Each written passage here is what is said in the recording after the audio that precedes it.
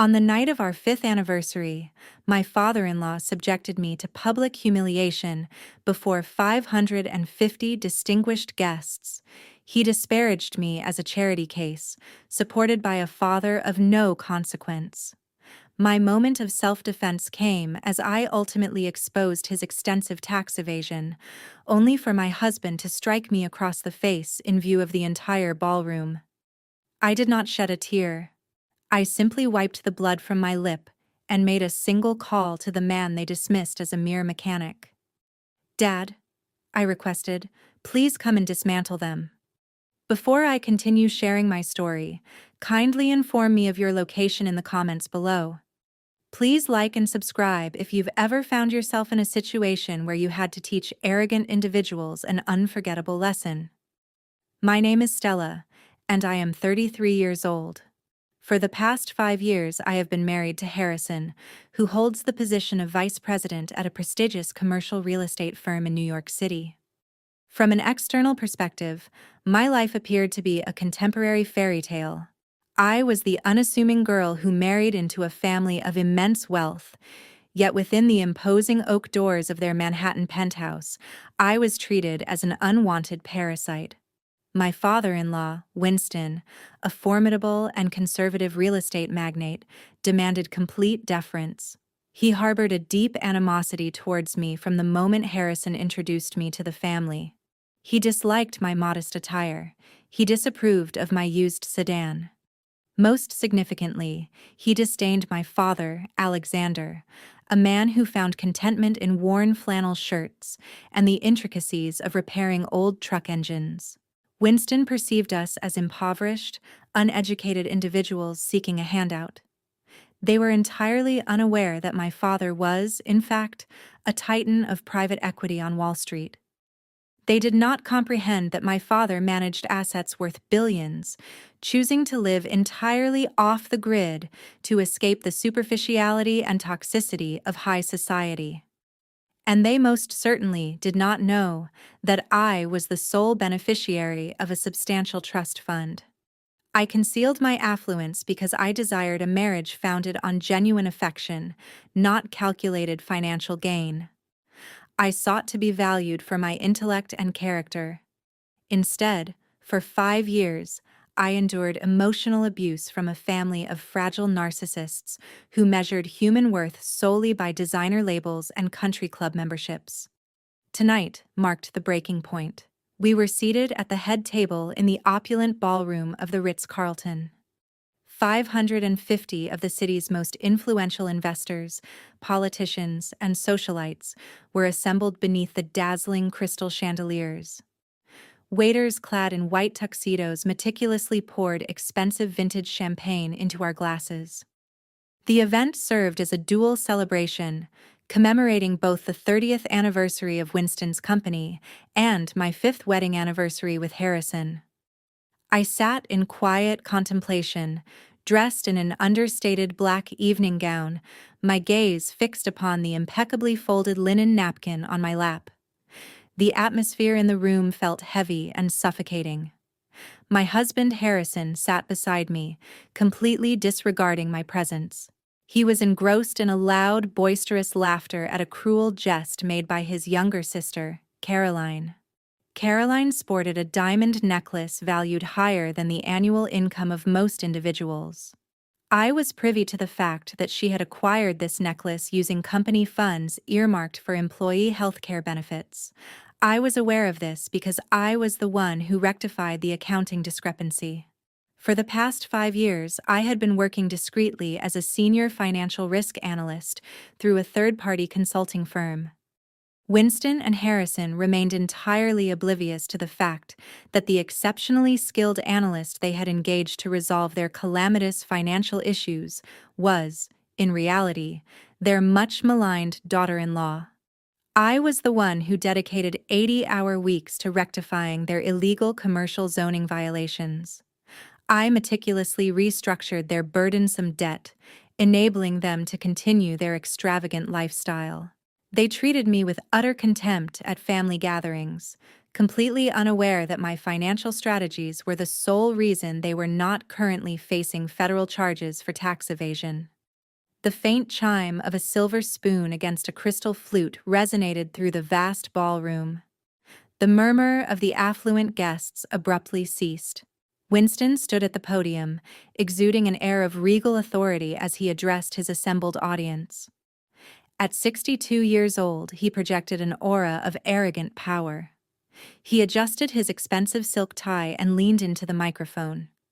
"Thank you all for joining us this evening," Winston commenced, his voice resonating powerfully through the sound system.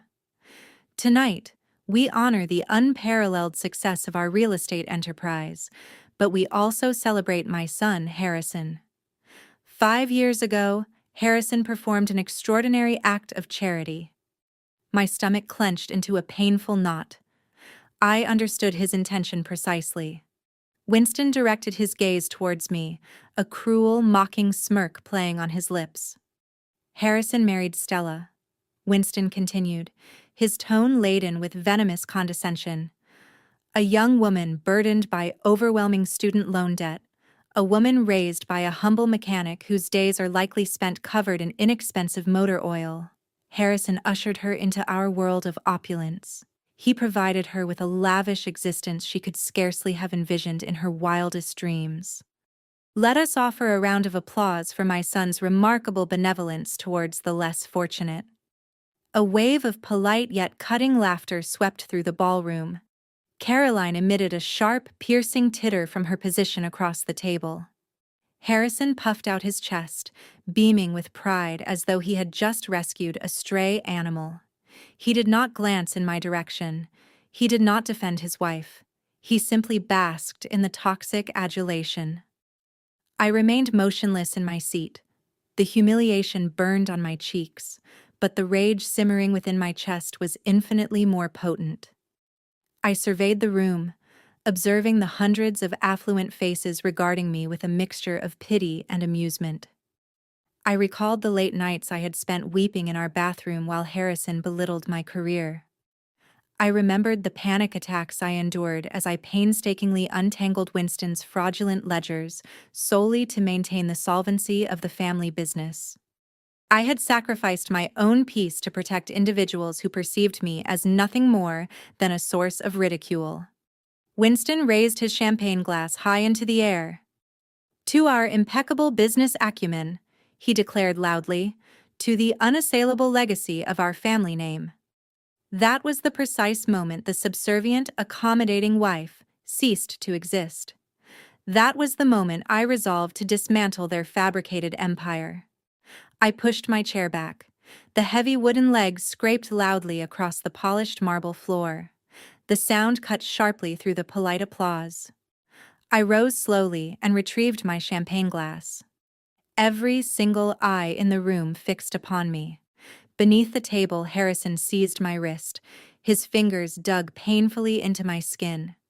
"Sit down and be quiet," Harrison hissed through clenched teeth. "You are embarrassing me." I wrenched my arm free from his aggressive grip. I then looked directly at Winston on the stage.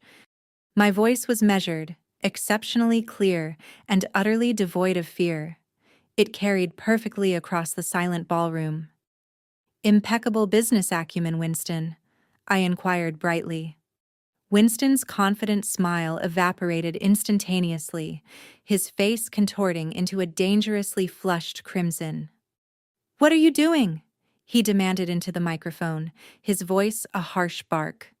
"Sit down immediately." I took a deliberate step away from the table, ensuring I was clearly visible to all present. "Is this what we call the $12 million tax discrepancy I had to hide from you last month?" I asked, raising my voice so the wealthy investors in the front row could hear every word. "Is this what we call the offshore shell accounts you used to hide your substantial losses from everyone in this room tonight? Because if it weren't for the risk analyst you hired to clean up your fraudulent story, federal investigators would be foreclosing this hotel right now, instead of serving you a lavish dinner." The ballroom erupted in chaos. Elite investors began whispering frantically among themselves. Some pulled out their phones, presumably to text their financial advisors. Caroline dropped her wine glass, and it shattered on the table. Shock. Winston froze at the podium, his mouth opening and closing in silent horror. He recognized the exact financial figures I'd read out. The horrifying realization hit him with the force of a freight train. The anonymous corporate consultant who'd kept all his secrets was the very daughter-in-law he'd just publicly disgraced. The heavy silence that followed my words was suffocating. I watched as Winston clutched the edges of the wooden podium, his fists clenched, his impassive gaze fixed on the dark wood. His complexion faded, making him look more like a frightened old man than a menacing real estate mogul. He rolled away from the microphone, breathing heavily, completely incapable of forming a coherent sentence. He knew I was telling the naked truth. He knew the exact figure of 12 million I'd just uttered. He knew that offshore accounts were real. The elite investors seated at the front tables immediately grasped the gravity of my statement. Men in expensive suits began loosening their ties, urgently conferring with their associates. Wives clutched their pearl necklaces, exchanging apprehensive glances. The pristine image of Winston's unassailable corporate empire was disintegrating into a million fragments before their very eyes. Harrison suddenly comprehended the catastrophic repercussions unfolding around him. His entire inheritance and his fragile ego were being annihilated by the woman he considered nothing more than a quiet, obedient chattel. His face contorted into a mask of pure, unadulterated fury.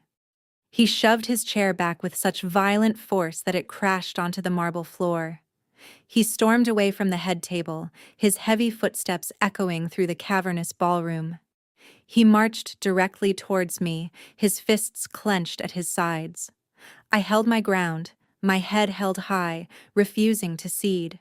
I had spent 5 years diminishing myself to bolster his sense of importance. I was unequivocally done with shrinking. Harrison seized my shoulder, his fingers digging into my collarbone with enough force to leave bruises. He spun me around to face him. He cast a wild glance around the room, desperately attempting to salvage his precious reputation. He forced a strained, ghastly smile in the direction of the investors. "Please excuse my wife." "Everyone?" Harrison shouted desperately, his voice cutting through the rising murmur of the crowd. "She has been experiencing severe mental health challenges recently. She is having a hysterical episode. She is not aware of what she is saying. We will ensure she receives the necessary medical attention." I extricated my shoulder from his aggressive grasp. I met his gaze directly. "I am not hysterical, Harrison," I stated calmly. "I am the anonymous senior analyst your father hired to rescue this sinking vessel. I possess every single financial document saved on a secure server. I have the emails, the PI reports. I have the forged signature logs. The federal authorities will find them most intriguing." The reality of my words shattered whatever semblance of rationality remained for Harrison. The realization that his submissive wife was, in fact, the financial mastermind who had been secretly salvaging his incompetent family propelled him over the edge. He lost all semblance of control. Harrison raised his right hand high into the air. He swung his arm down with brutal, terrifying force. His heavy palm struck the left side of my face. The sickening sound of flesh colliding with flesh resonated loudly throughout the ballroom. The sheer violence of the blow sent me completely off balance. My vision flashed to blinding white. I stumbled backward, crashing hard onto my knees on the cold marble floor. The impact sent a searing pain shooting up my legs, but the burning sting on my cheek was infinitely more acute. My ears rang loudly from the sudden assault. The entire ballroom, with its 550 guests, fell into a profound silence. The string quartet in the corner abruptly ceased their melody. Waiters froze mid-motion, trays of expensive caviar held aloft. For a fleeting second, I harbored a flicker of hope that someone might intervene. I genuinely believe that someone in this room, filled with supposedly civilized, educated individuals, would condemn a man for striking his wife in public. I was profoundly mistaken. Instead of outrage, the silence was swiftly replaced by cruel, judgmental whispers directed squarely at me. The affluent socialites and arrogant businessmen began murmuring behind their hands. I overheard a woman at an adjacent table whisper that I had utterly deserved it for humiliating my husband. An older gentleman muttered that working-class girls simply lacked the decorum for polite society. Caroline emitted an audible sigh of disdain, crossing her arms and rolling her eyes at my prostrate form. They were not appalled by his violence. They were horrified by my defiance. In their distorted, privileged worldview, a husband striking his wife was perfectly acceptable if she dared to challenge his authority. Harrison stood towering over me, breathing heavily like a wild beast. His chest heaved beneath his tailored tuxedo. He pointed a trembling finger directly at my face. His voice dripped with absolute venom and superiority. "You are completely insane," Harrison hissed, his words carrying across the hushed room. "How dare you bite the hand that nourishes you? If it weren't for this family and our wealth, you would be absolutely nothing. You and your pathetic grease monkey father would be starving under a bridge right now. You are a charity case, Stella. You are merely a poor mechanic's daughter who got fortunate. We bestowed everything upon you, and you squandered it." I remained kneeling on the cold floor, absorbing his arrogant tirade. I felt a warm, metallic liquid pooling within my mouth. I slowly raised my hand and touched the corner of my lips. My fingers came away stained a bright crimson. Harrison had struck me with enough force to split my lip. I gazed at the blood on my fingers. Then I looked up at the man with whom I had pledged to share my life. For 5 years I had striven to perceive the good in him. I had attempted to convince myself that he was merely misguided or unduly influenced by his appalling father.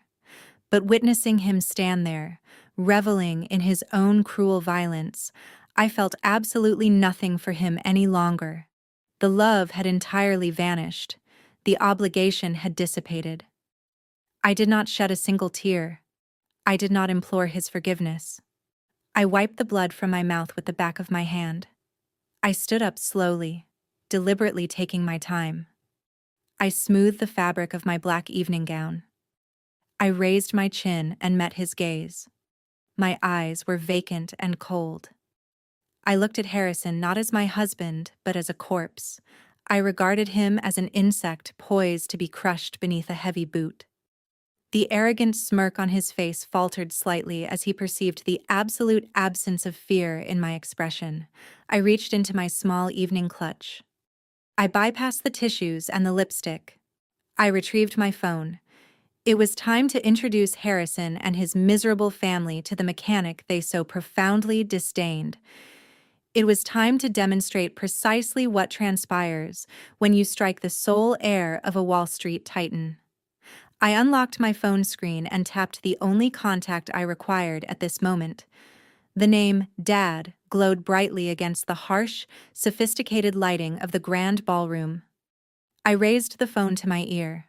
The line rang precisely once before his deep, familiar voice answered the call. "Dad," I said. My voice was completely steady, utterly devoid of the tears everyone in this room expected me to shed. "Come pick me up and prepare to deploy the net." I ended the call before he could reply. He did not need to ask any questions. He understood these words implicitly. We had meticulously prepared for precisely this contingency for months, awaiting the opportune moment to strike. Harrison erupted in a boisterous theatrical guffaw that reverberated off the opulent high ceilings. He pointed a finger at me, scanning the assembled wealthy investors to ensure his impromptu comedic act commanded their full attention. "Did you all hear that?" Harrison bellowed, his voice laced with pure venom. "She just called her daddy. What's he going to do, Stella? Is he going to rev his rusty 1998 pickup truck to the Ritz-Carlton's main entrance? Is he going to fix my transmission in the valet line to teach me a lesson? Perhaps he can change my oil while begging me to take his deranged daughter back. A few sycophantic business associates offered titters at his dismal joke. But before Harrison could prolong his arrogant diatribe, a firm, steady hand gently clasped my elbow. I turned my head to find Donovan. Donovan was Caroline's husband, a remarkably gifted cardiothoracic surgeon, and an African-American man who had relentlessly fought for every bit of his success. He was also, in this room of 550 elites, the only one who genuinely possessed a moral compass. He positioned himself squarely between me and Harrison, his tall, athletic build effectively obscuring my husband's view. "Are you all right?" Donovan asked softly, his dark, intelligent eyes clinically assessing my split lip, quite apart from the room's cacophony. Harrison's face contorted into a violent shade of purple at the audacity of an intervention. He advanced aggressively towards Donovan, puffing out his chest in a rather pathetic show of dominance. "Back off, Donovan," Harrison spat. "This is family business. Don't interfere with my wife, you pathetic freeloader. You should be fetching my drinks, not blocking my path. You're fortunate we even permitted you at the head table tonight." Donovan remained unfazed.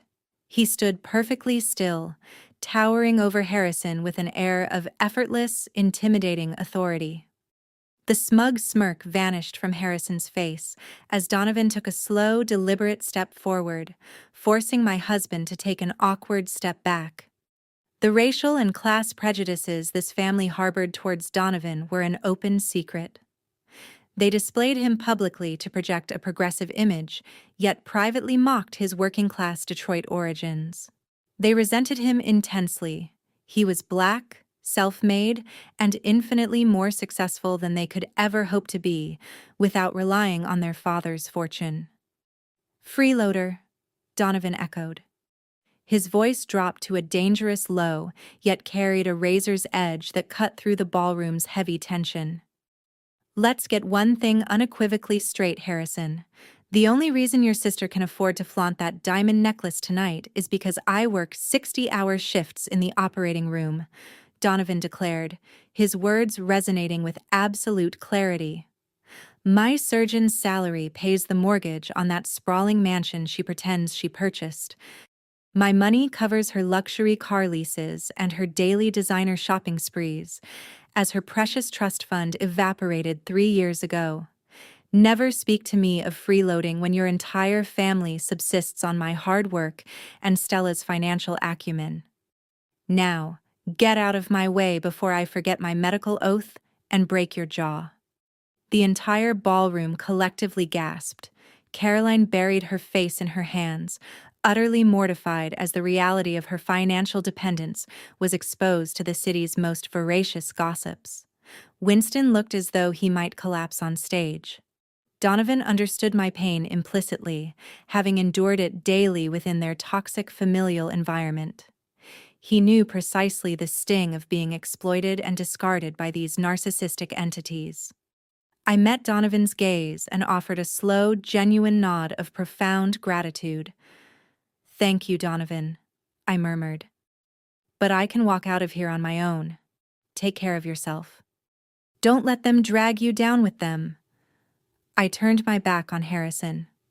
I turned my back on Winston, Caroline, and every judgmental socialite in that suffocating room. I walked towards the grand exit doors, my head held high, my heels clicking rhythmically on the polished marble. No one dared to impede me. The security guards parted like the Red Sea as I pushed through the heavy brass doors, leaving the dead silence of the ballroom behind for the cool, crisp New York night air. Valet attendants bustled around the front drive. I heard the hotel doors swing open behind me. Harrison had followed me to the main lobby, clearly unable to concede the final word. He stood near the revolving glass doors, watching me wait on the curb. "Go on, run," Harrison yelled down the steps. You'll be begging me for bus fare by tomorrow morning. No one else will want a damaged liability such as yourself." I didn't even bother turning. I ignored him completely, my gaze fixed on the street ahead. Less than 2 minutes later, the low, menacing rumble of a massive engine echoed down the avenue. It was certainly not a rusty pickup truck. A pristine, midnight black armored Rolls-Royce Phantom glided smoothly up the hotel driveway and stopped directly before me. 4 imposing men in dark, tailored suits, equipped with earpieces, alighted from the vehicle with chilling military precision. They instantly formed a protective cordon around me, physically blocking the valet staff and anyone else from approaching. One of the formidable guards opened the heavy armored rear door and bowed his head respectfully, awaiting my entry. I stepped into the opulent leather interior without a backward glance. Through the tinted bulletproof glass, I saw Harrison standing utterly frozen on the hotel steps, his jaw practically scraping the concrete. Yet, even confronted with undeniable reality, his colossal ego refused to acknowledge the truth. I watched him march towards the valet captain, aggressively pointing a finger at the departing Rolls-Royce. He was frantically convincing himself that I had merely thrown a dramatic tantrum and used his Platinum Company credit card to order a premium VIP car service purely out of spite. He had absolutely no inkling that the car belonged to the man he had just publicly demeaned as a grease monkey. He was oblivious to the noose tightening around his neck. The morning sun streamed brightly through the floor-to-ceiling windows of my secluded Tribeca penthouse, a sprawling property held discreetly under a blind trust to which Harrison was entirely unaware. I stood in the center of the vast marble kitchen, pouring a fresh cup of black coffee. The left side of my face throbbed with a dull, heavy ache from the sheer force of his physical assault the previous night. But despite the bruising, my mind was sharper and colder than ever before. My phone lay on the kitchen island, vibrating relentlessly against the polished granite. It had been ringing and buzzing incessantly since 6 a.m. I took a slow, deliberate sip of my dark coffee and finally picked up the device. The screen was inundated with aggressive notifications, 42 missed calls and over 60 text messages, almost all from Harrison. I unlocked the screen and opened his message thread. His texts were a frantic, pathetic blend of arrogant gloating and vicious threats, desperately attempting to reassert dominance after I had shattered his fragile ego before the city's financial elite. "You are completely finished, Stella," the first message read. "I called the bank the second they opened. Every joint checking and savings account is utterly frozen. Your name has been permanently removed from everything we own." The next text arrived a minute later. "I canceled all your credit cards. Don't even try using the Platinum for a hotel room. It will decline, and you'll look like the broke trash you truly are. I also called the building concierge. Your key fob is permanently deactivated. I told security to pack your pathetic cheap clothes into black garbage bags and toss them out in the service alley where they belong." He was practically frothing at the mouth through the digital screen.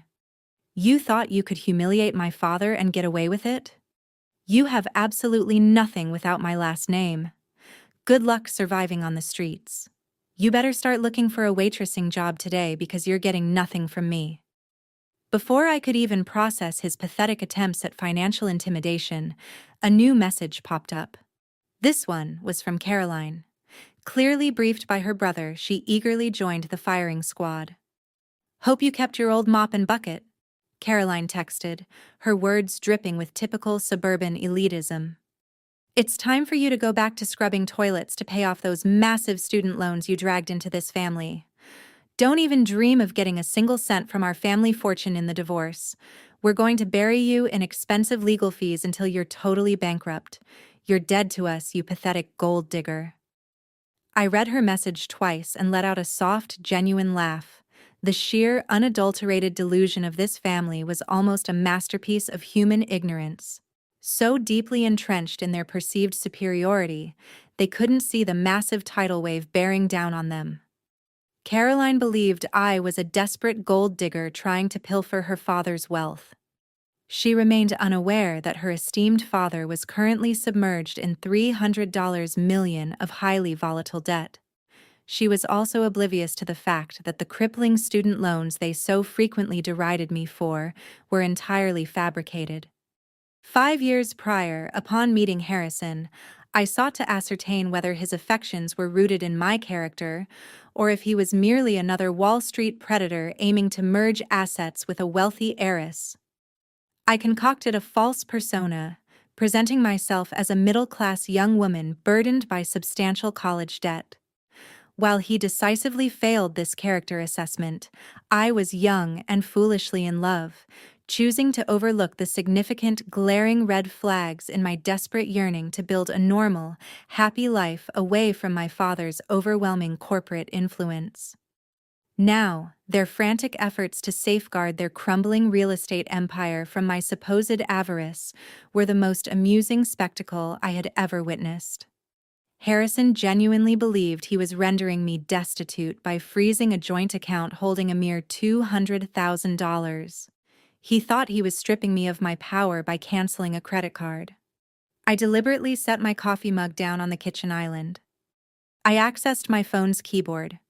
I refrained from composing a lengthy, emotional outpouring detailing the pain inflicted by his violence and betrayal. I did not plead for access to the townhouse to retrieve my belongings, nor did I argue with Caroline about my inherent worth. With a simple tap, I typed a single character and sent it, a thumbs-up emoji. That was it. A singular, cheerful thumbs up to acknowledge his frantic, desperate tirade. I understood that a complete absence of emotional reaction would drive his narcissistic mind into absolute turmoil. He craved tears and pleas for mercy. Denying him any emotional energy was the ultimate insult to his colossal ego.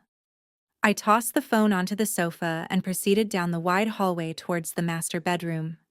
Entering the expansive walk-in closet, I pressed my hand against a concealed panel within the custom oak cabinetry. A biometric scanner immediately illuminated a bright blue. Placing my thumb flat on the glass surface, the heavy steel door of my hidden wall safe clicked open with a soft mechanical hum. Inside the secure compartment, resting atop a collection of encrypted hard drives and valuable corporate bonds, lay a thick manila envelope. I retrieved it and untied the string closure, sliding the substantial legal document into my hands.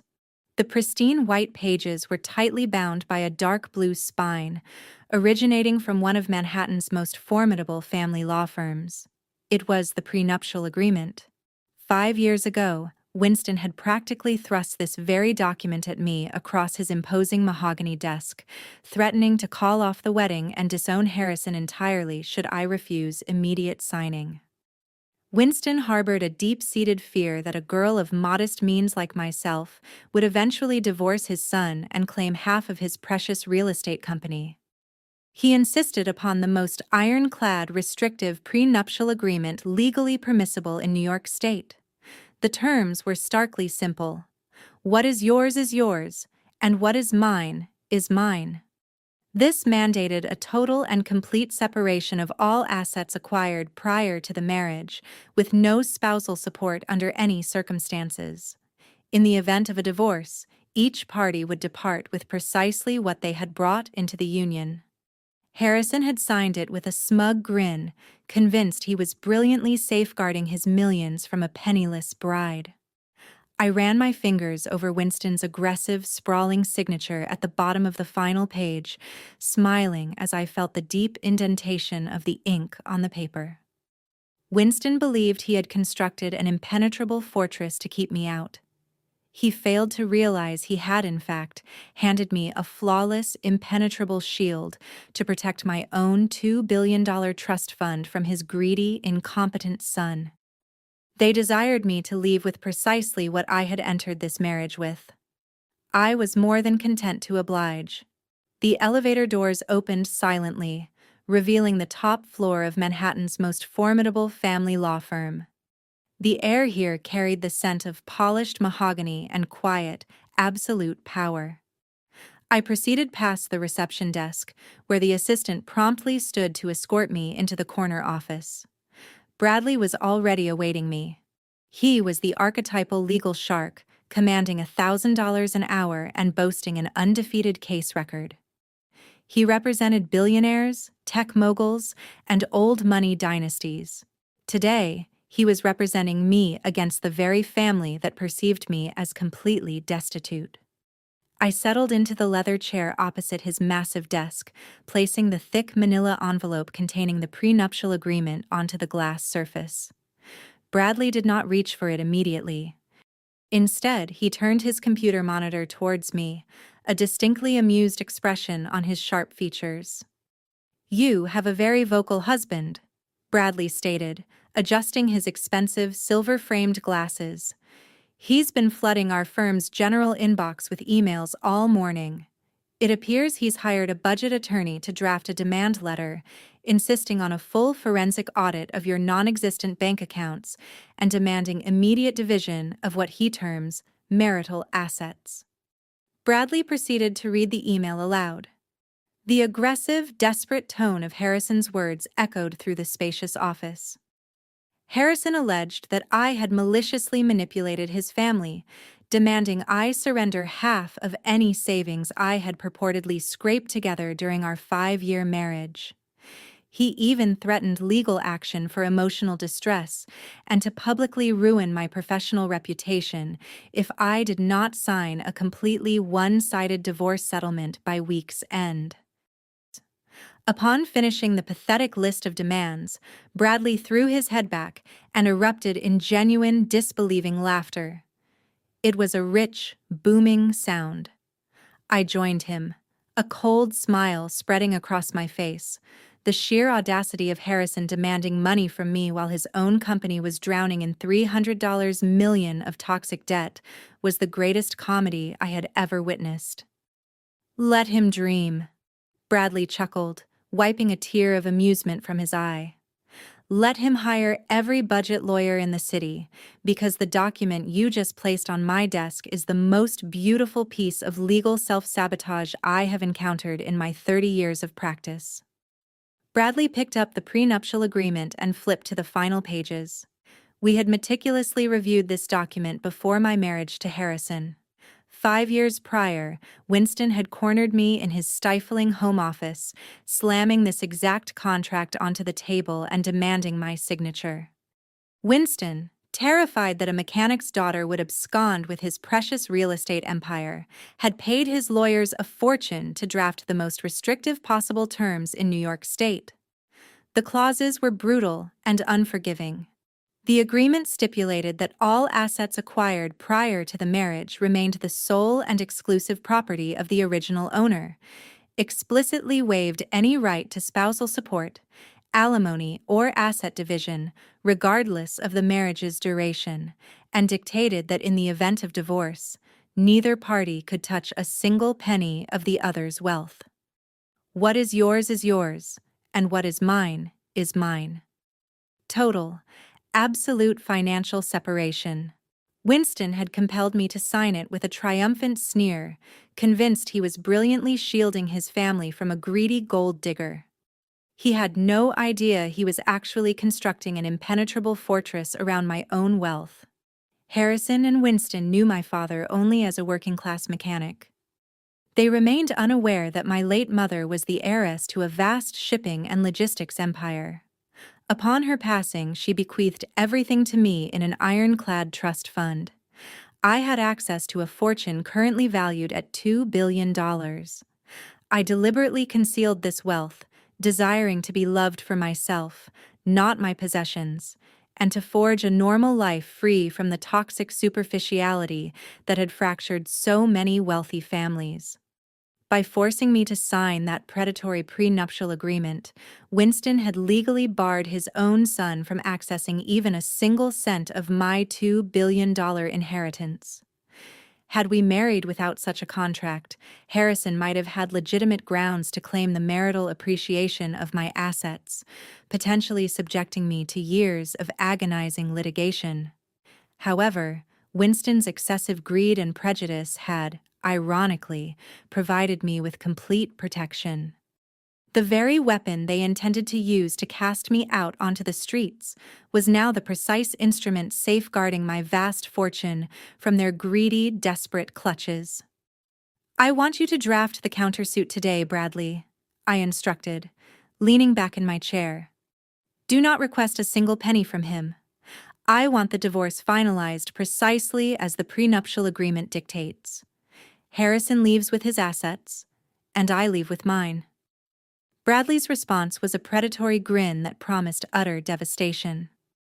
"I will have the filings submitted to the court before noon," he confirmed, typing rapidly. "His lawyer will receive our response by the end of the business day. I would pay handsomely to witness Harrison's reaction when he realizes his threats are legally impotent against a contract drafted by his own father." The legal battle over the divorce was, in effect, over before it had even begun. However, the financial war was just entering its most crucial phase. The divorce was merely superficial. The true punishment would strike them where it mattered most: their social standing and their corporate empire. I retrieved my secure tablet and opened the encrypted communication channel to my father's Wall Street acquisition team. We had been monitoring Winston's failing commercial real estate company for months. The $12 million tax discrepancy I uncovered last night at the Ritz-Carlton was just the tip of the iceberg. Their company was losing massive amounts of money, and bankruptcy notices were piling up. They were desperately searching for a private equity firm to save them from a catastrophic $300 million deficit. I dialed the direct line to the lead acquisition manager at my father's firm. The call connected instantly. "Accelerate the timeline," I ordered, my voice leaving no room for hesitation. "Winston will be in a state of panic after last night. He'll be desperate for any lifeline to save his company from immediate foreclosure. I want our firm to be the only entity offering to buy that debt. Ensure every other bank in the city denies their loan applications. Corner them completely." "Consider it done," the manager replied professionally. "We have already initiated the debt purchase from their primary lenders. By tomorrow morning, we will hold the exclusive rights to their $300 million debt portfolio. We will be their sole creditor." I ended the call and gazed out the expansive windows at the Manhattan skyline. Harrison believed he could humiliate me in front of 500 people and face no repercussions. Winston thought he could degrade my father and maintain his power. They were about to learn a devastating lesson about true wealth. I was not merely going to leave Harrison. I was going to systematically dismantle his entire reality and present it to him on a silver platter. The glass doors of the towering Manhattan skyscraper parted as I stepped into the sprawling corporate lobby of my father-in-law's real estate firm. For 5 years, I had traversed these very doors, stifled in rigid business suits, keeping my head down. Today, I wore a simple cream cashmere sweater and a pair of perfectly tailored dark jeans. I was not here to work. I was on a surgical strike to retrieve one item: a heavily encrypted personal USB drive I had taped under my former desk. That small drive contained the final pieces of their fraudulent puzzles. I needed it to complete my father's acquisition portfolio. The massive marble lobby was abuzz with mid-morning corporate traffic. As I passed the reception desk, I noticed an immediate shift in the atmosphere. Whispers erupted like wildfire among the junior executives and administrative staff. Word of the disastrous anniversary gala had clearly spread through the company grapevine. People stared at my casual attire and bruised cheek, assuming I was a defeated woman coming to beg for my job back.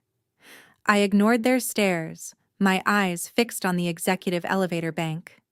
Before I could even reach the security turnstiles, the polished silver doors of the main elevator slid open. Harrison stepped out into the lobby. He was not alone. His arm was wrapped tightly and possessively around the waist of his lead executive secretary, Vanessa. She was a woman who had spent the last 2 years glaring at me during office holiday parties. Now she was practically draped over my husband in the middle of a busy professional setting. They were parading their infidelity openly, eager to prove to the world that Harrison was already moving on to someone supposedly better. Harrison spotted me approaching the security desk. His arrogant smirk instantly widened into a malicious grin. He released Vanessa just long enough to point a condescending finger in my direction, ensuring everyone in the lobby was paying attention to his impromptu performance. "Look who decided to crawl back," Harrison announced, his voice booming obnoxiously across the marble floor. "I told you she wouldn't last a single night on the streets, Vanessa. Look at her. She couldn't even afford to put on a decent suit today. Are you here to pack up your cheap office supplies, Stella? Make sure you grab some cardboard boxes from the loading dock. You're going to need them when you move under the Brooklyn Bridge tonight." Vanessa let out a high-pitched, grating laugh that echoed annoyingly against the glass walls. She leaned closer to Harrison, pressing herself against his tailored suit jacket. She looked me up and down with an expression of pure, unfiltered disgust. "I told security to throw your garbage out this morning," Vanessa sneered, stepping slightly forward to establish her new dominance. "But Harrison is far too generous. He said we should let you carry your own trash out of the building so you can feel the full weight of your failure. It's truly pathetic, Stella. You actually thought you could ruin his family and walk away with their money. Now you're just a homeless nobody." I stood perfectly still, observing their theatrical display of cruelty. I felt absolutely zero jealousy or heartbreak seeing my husband with another woman. Instead, a deep, overwhelming wave of pity washed over me. They were acting like triumphant conquerors standing on the deck of a sinking ship. Vanessa aggressively reached up to adjust Harrison's lapel. As she made the exaggerated movement, the bright lobby lights caught the heavy, sparkling metal on her left wrist. It was a brand-new diamond-encrusted Cartier watch, easily retailing for $40,000. She noticed my eyes drifting to her wrist and immediately thrust her arm forward, ensuring I got a clear, unobstructed view of the jewelry. "Do you like it?" Vanessa bragged, her voice dripping with toxic vanity. "Harrison bought it for me this morning to celebrate his newfound freedom. He said a real executive needs a real woman by his side, not a charity case who wears discount store rags." I looked at the glittering Cartier watch and let out a slow, genuine smile. The sheer stupidity of my husband was a marvel of human nature. I knew Harrison's MO perfectly. He wouldn't have $40,000 in readily available cash. That extravagant watch was almost certainly purchased with his corporate executive credit card, the very same card linked to the commercial accounts I had been discreetly monitoring for months. Harrison puffed out his chest, misinterpreting my smile as a sign of my utter devastation. "Go ahead and cry, Stella," he taunted, stepping closer to the security barrier. "You're looking at the life you could have kept if you'd just known how to keep your mouth shut and respect your betters. Now grab your pathetic little desk items and get out of my building before I have you arrested for trespassing." I didn't raise my voice. I didn't hurl insults at Vanessa or weep over his infidelity. Instead, I calmly reached into my pocket and produced my black biometric access card. This was a specialized master key that Winston had issued to his top-tier risk analysts, a key Harrison was unaware of. I tapped the card against the restricted scanner for the private executive elevator. The light flashed green, and the glass security barriers smoothly parted for me. Harrison frowned, his arrogant expression faltering as he realized my access had not been revoked. "How the hell is your card still active?" he demanded, his voice losing its confident edge. "I told them to wipe your profile from the system." I stepped past the barriers and pressed the button for the private lift. The silver doors immediately began to open. I turned to face my husband and his new mistress one last time. My gaze landed on the sparkling diamonds adorning Vanessa's wrist. "You should really hold on to that watch tightly, Vanessa," I said, my voice calm, clear, and resonating with absolute finality. "It's a beautiful piece, And since he undoubtedly bought it using his corporate expense account this morning, you should probably cherish it. It's literally the only thing the bank won't seize from him by next week." Harrison's face drained of color as the mathematical reality of my words hit his feeble brain. He opened his mouth to shout another threat, but the heavy silver doors of the private elevator slid shut, completely silencing him.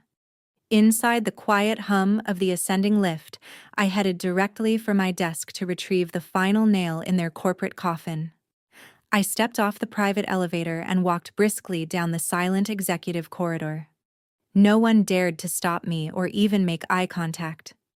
I reached my old cubicle, the isolated corner they had deliberately assigned me to keep me hidden from their prestigious board members. I knelt on the carpet and ran my hand along the underside of the heavy wooden desk. My fingers brushed against a small piece of industrial tape. With a swift motion, I ripped it away, freeing the encrypted flash drive I had hidden there months ago. This tiny piece of metal contained the complete, unredacted transaction logs. It detailed the exact routing numbers of the offshore accounts Winston used to hide his failing investments.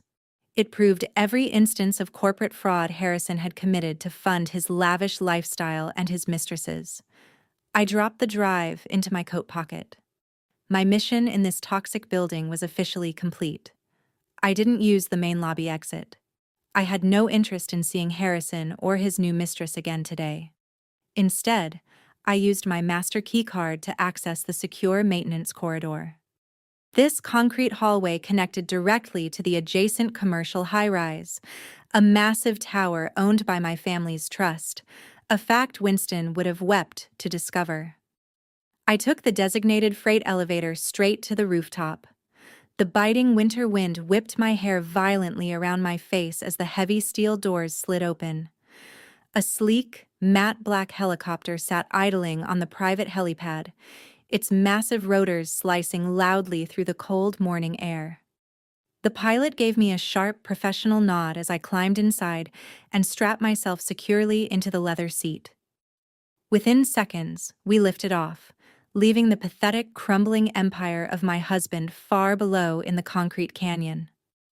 Looking out the window, I watched the Manhattan skyline stretch out before me like a vast chessboard. The adrenaline from the morning's encounter was fading, replaced by a cold, calculating calm. I was no longer the submissive wife trying to salvage a broken man. I was a predator returning to my natural habitat.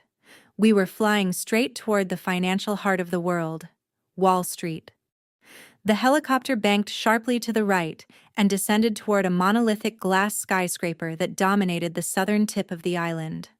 This imposing tower was the headquarters of my father's private equity firm, a ruthless company that specialized in swallowing failing businesses whole, stripping their assets, restructuring their management, and selling their remains for massive, unimaginable profits.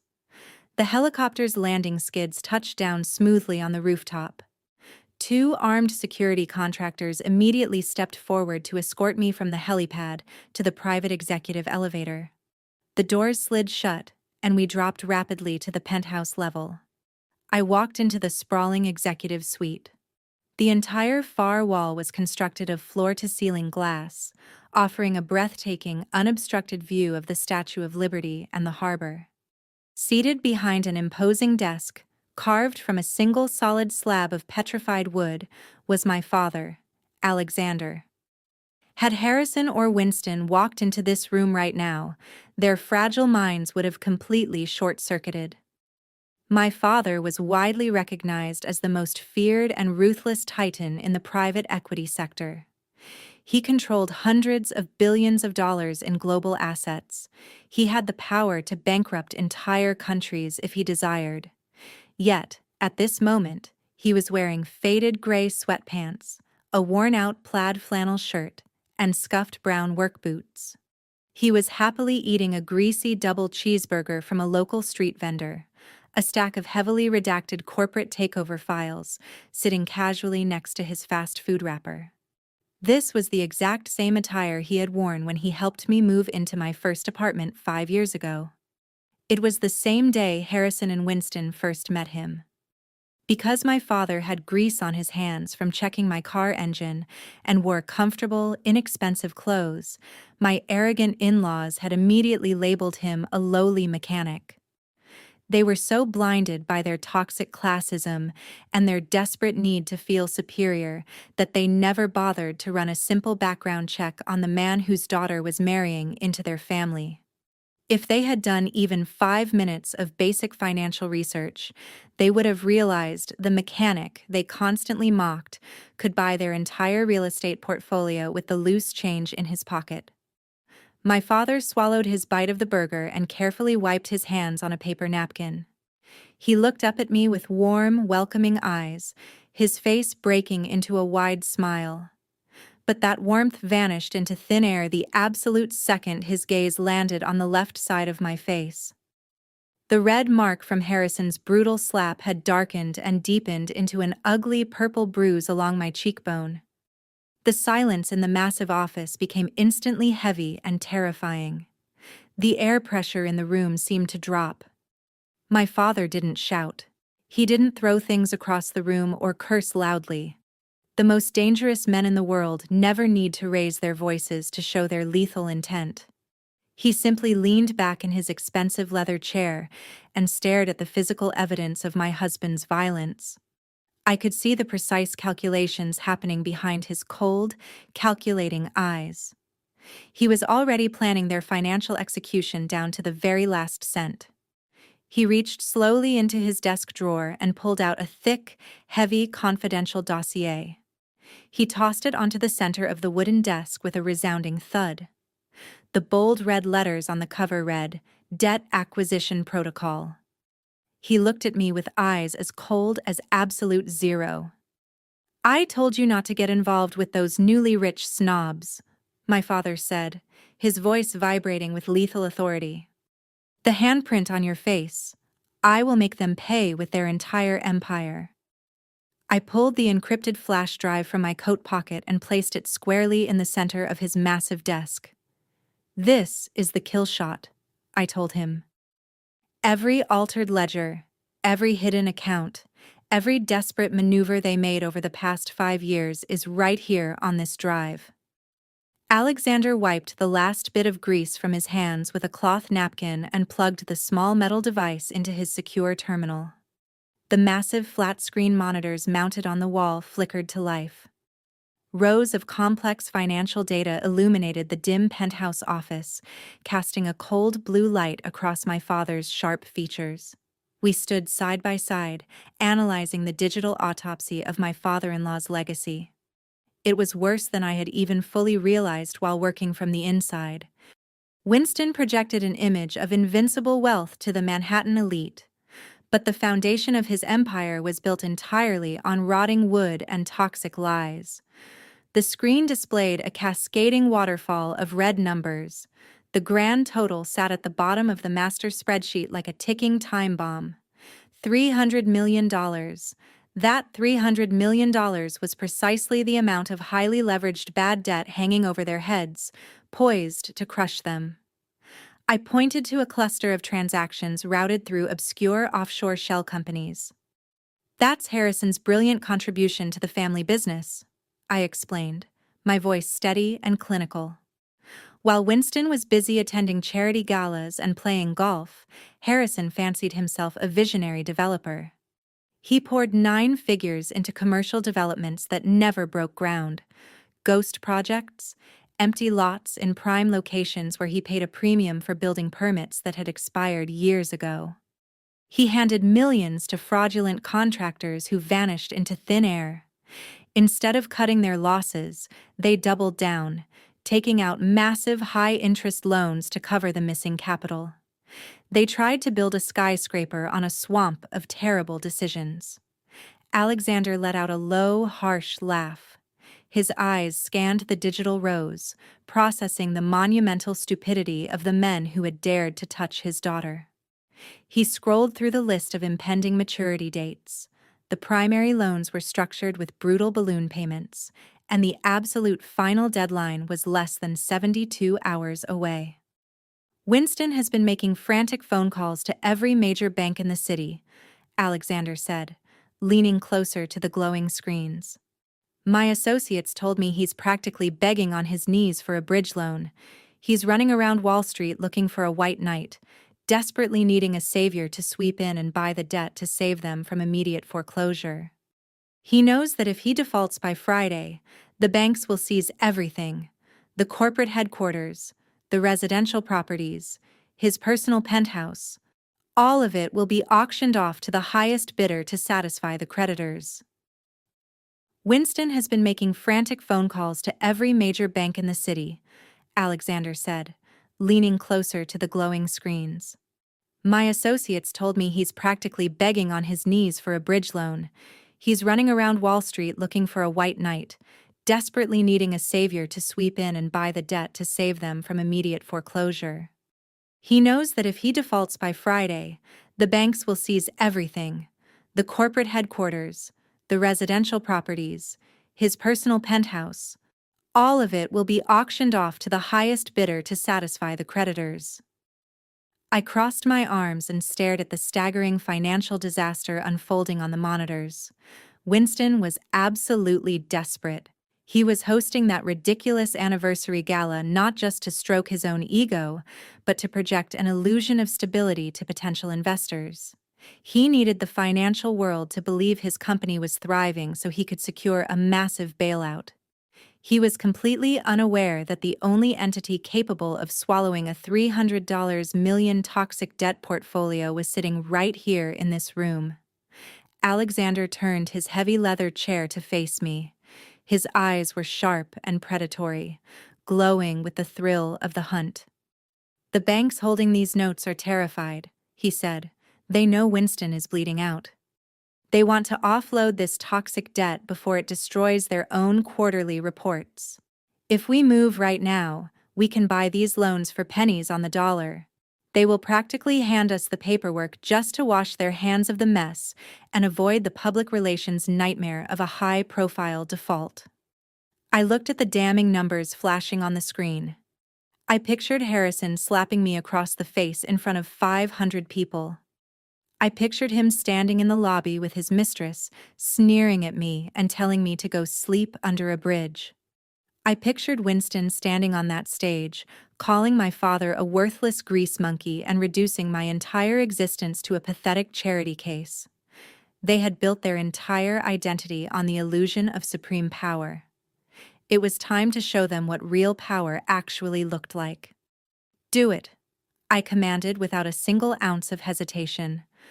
"Buy every single one of those loans. I want our firm to hold the exclusive rights to their entire debt portfolio by the end of the business day. I want to own the very ground they walk on." Alexander smiled a terrifying, proud smile. He picked up his secure red phone, which connected directly to the senior trading floor below us. He barked a series of rapid-fire instructions to his elite acquisition team. His orders were absolute and unforgiving. He authorized the immediate purchase of the entire $300 million debt package, demanding swift and silent execution from his top brokers. Within exactly 45 minutes, the massive financial transaction was completely finalized. The nervous banking executives enthusiastically sold off the toxic debt to our private equity firm, signing away their administrative rights with tremendous relief. The digital ink dried on the acquisition contracts, locking the trap firmly shut. I stood looking out the floor-to-ceiling windows at the sprawling city below. The legal transfer was officially complete. The banks no longer held the keys to Winston's kingdom. From this exact moment forward, the largest creditor holding the absolute power of life and death over their entire arrogant family was me. Across town, the atmosphere inside Winston's sprawling Upper East Side mansion was toxic and suffocating. Winston sat behind his massive mahogany desk, gripping a crystal glass of bourbon so hard his knuckles ached. He had just slammed the receiver onto the base of his antique telephone. The final shred of hope had evaporated into thin air. The primary lender had officially rejected his desperate plea for a 90-day extension on the $300 million balloon payment. The bank executive had been entirely unsympathetic, citing severe irregularities in the recent financial disclosures. The walls of their fraudulent real estate empire were buckling under the immense pressure. Harrison paced frantically across the imported Persian rug, running his trembling hands through his perfectly styled hair. He was sweating through his expensive designer shirt, terrified of losing his luxury cars, his status, and his mistresses. The heavy oak doors of the study flew open violently. Caroline stormed into the room, vibrating with absolute outrage. Her face was flushed with anger, and she clutched a useless piece of plastic in her manicured hand. She had just suffered the ultimate humiliation for a woman whose entire identity revolved around manufactured wealth. She had been standing inside the exclusive VIP room of a luxury boutique, attempting to purchase a rare $30,000 Hermes bag to soothe her nerves after the disastrous anniversary gala. The sales associate had swiped her titanium corporate credit card only to return with a polite but devastating smile, informing her the transaction was completely declined. The card was frozen. The bank had locked the account. Caroline was forced to walk out of the boutique empty-handed while other wealthy socialites whispered behind her back. Caroline directed her blind fury not at her father or her brother, who had bankrupted the family, but squarely at her husband. Donovan stood quietly near the towering bookshelves, observing the chaotic breakdown of the family he had married into. Caroline marched directly up to him, shoving the declined credit card into his chest. She demanded that he immediately hand over his personal banking cards. She screamed that she needed to go back and purchase the handbag to prove to the boutique staff that she was not destitute. Donovan looked down at her with cold, clinical precision. He was a highly respected cardiothoracic surgeon who spent his days holding human hearts in his hands, saving lives through sheer skill and dedication. He had spent years enduring the subtle racist microaggressions from this family, brushing off their snide remarks about his Detroit upbringing and his skin color, because he wanted to keep his family together for the sake of their young son. But the illusion was entirely shattered now. Donovan flatly refused to give her his card. He calmly stated that his hard-earned surgical salary was no longer going to fund her ridiculous vanity purchases, while her family committed massive financial fraud. Caroline lost her mind completely. She unleashed a vicious barrage of insults, revealing the ugly, bigoted core of her personality. She yelled that Donovan owed her family everything. She claimed that marrying into their prestigious bloodline was the only reason a black man from a working-class neighborhood had ever gained access to elite society circles. She demanded he empty his savings account to bail out her father's company, calling him a useless freeloader for refusing to surrender his money. Harrison chimed in from across the room, aggressively ordering his brother-in-law to obey Caroline and show some respect to his betters. Donovan did not raise his voice. He did not engage in a screaming match with a room full of delusional narcissists. He looked at Caroline and saw a complete stranger. He saw the exact same toxic cruelty they had relentlessly inflicted upon Stella for 5 years. He finally understood that this family saw anyone outside their bloodline as little more than a resource to exploit and discard. If he remained, they would eventually pull him into their downfall, destroying his spotless medical reputation and poisoning the future of his young son. Donovan turned away from his shouting wife without saying another word. He left the suffocating study, reached into his pocket, and pulled out his phone. Without hesitation, he composed an encrypted message to one of the city's most aggressive divorce attorneys. He instructed the lawyer to begin emergency divorce proceedings immediately, pursue full physical custody of his child, and obtain a financial restraining order to shield his personal assets from his wife's looming bankruptcy. Donovan had no intention of participating in their twisted games any longer. Back in the study, panic was reaching its breaking point. Winston poured himself another oversized glass of bourbon, preparing to contact his bankruptcy attorneys. Then the antique telephone on his desk suddenly rang. The sharp sound sliced through Caroline's ongoing meltdown. Winston stared at the phone for a moment before grabbing the receiver. He barked his name into the line, expecting yet another banking executive demanding payment. Instead, the caller was a senior managing director from the most influential private equity firm in the financial district. Winston listened carefully, his body rigid.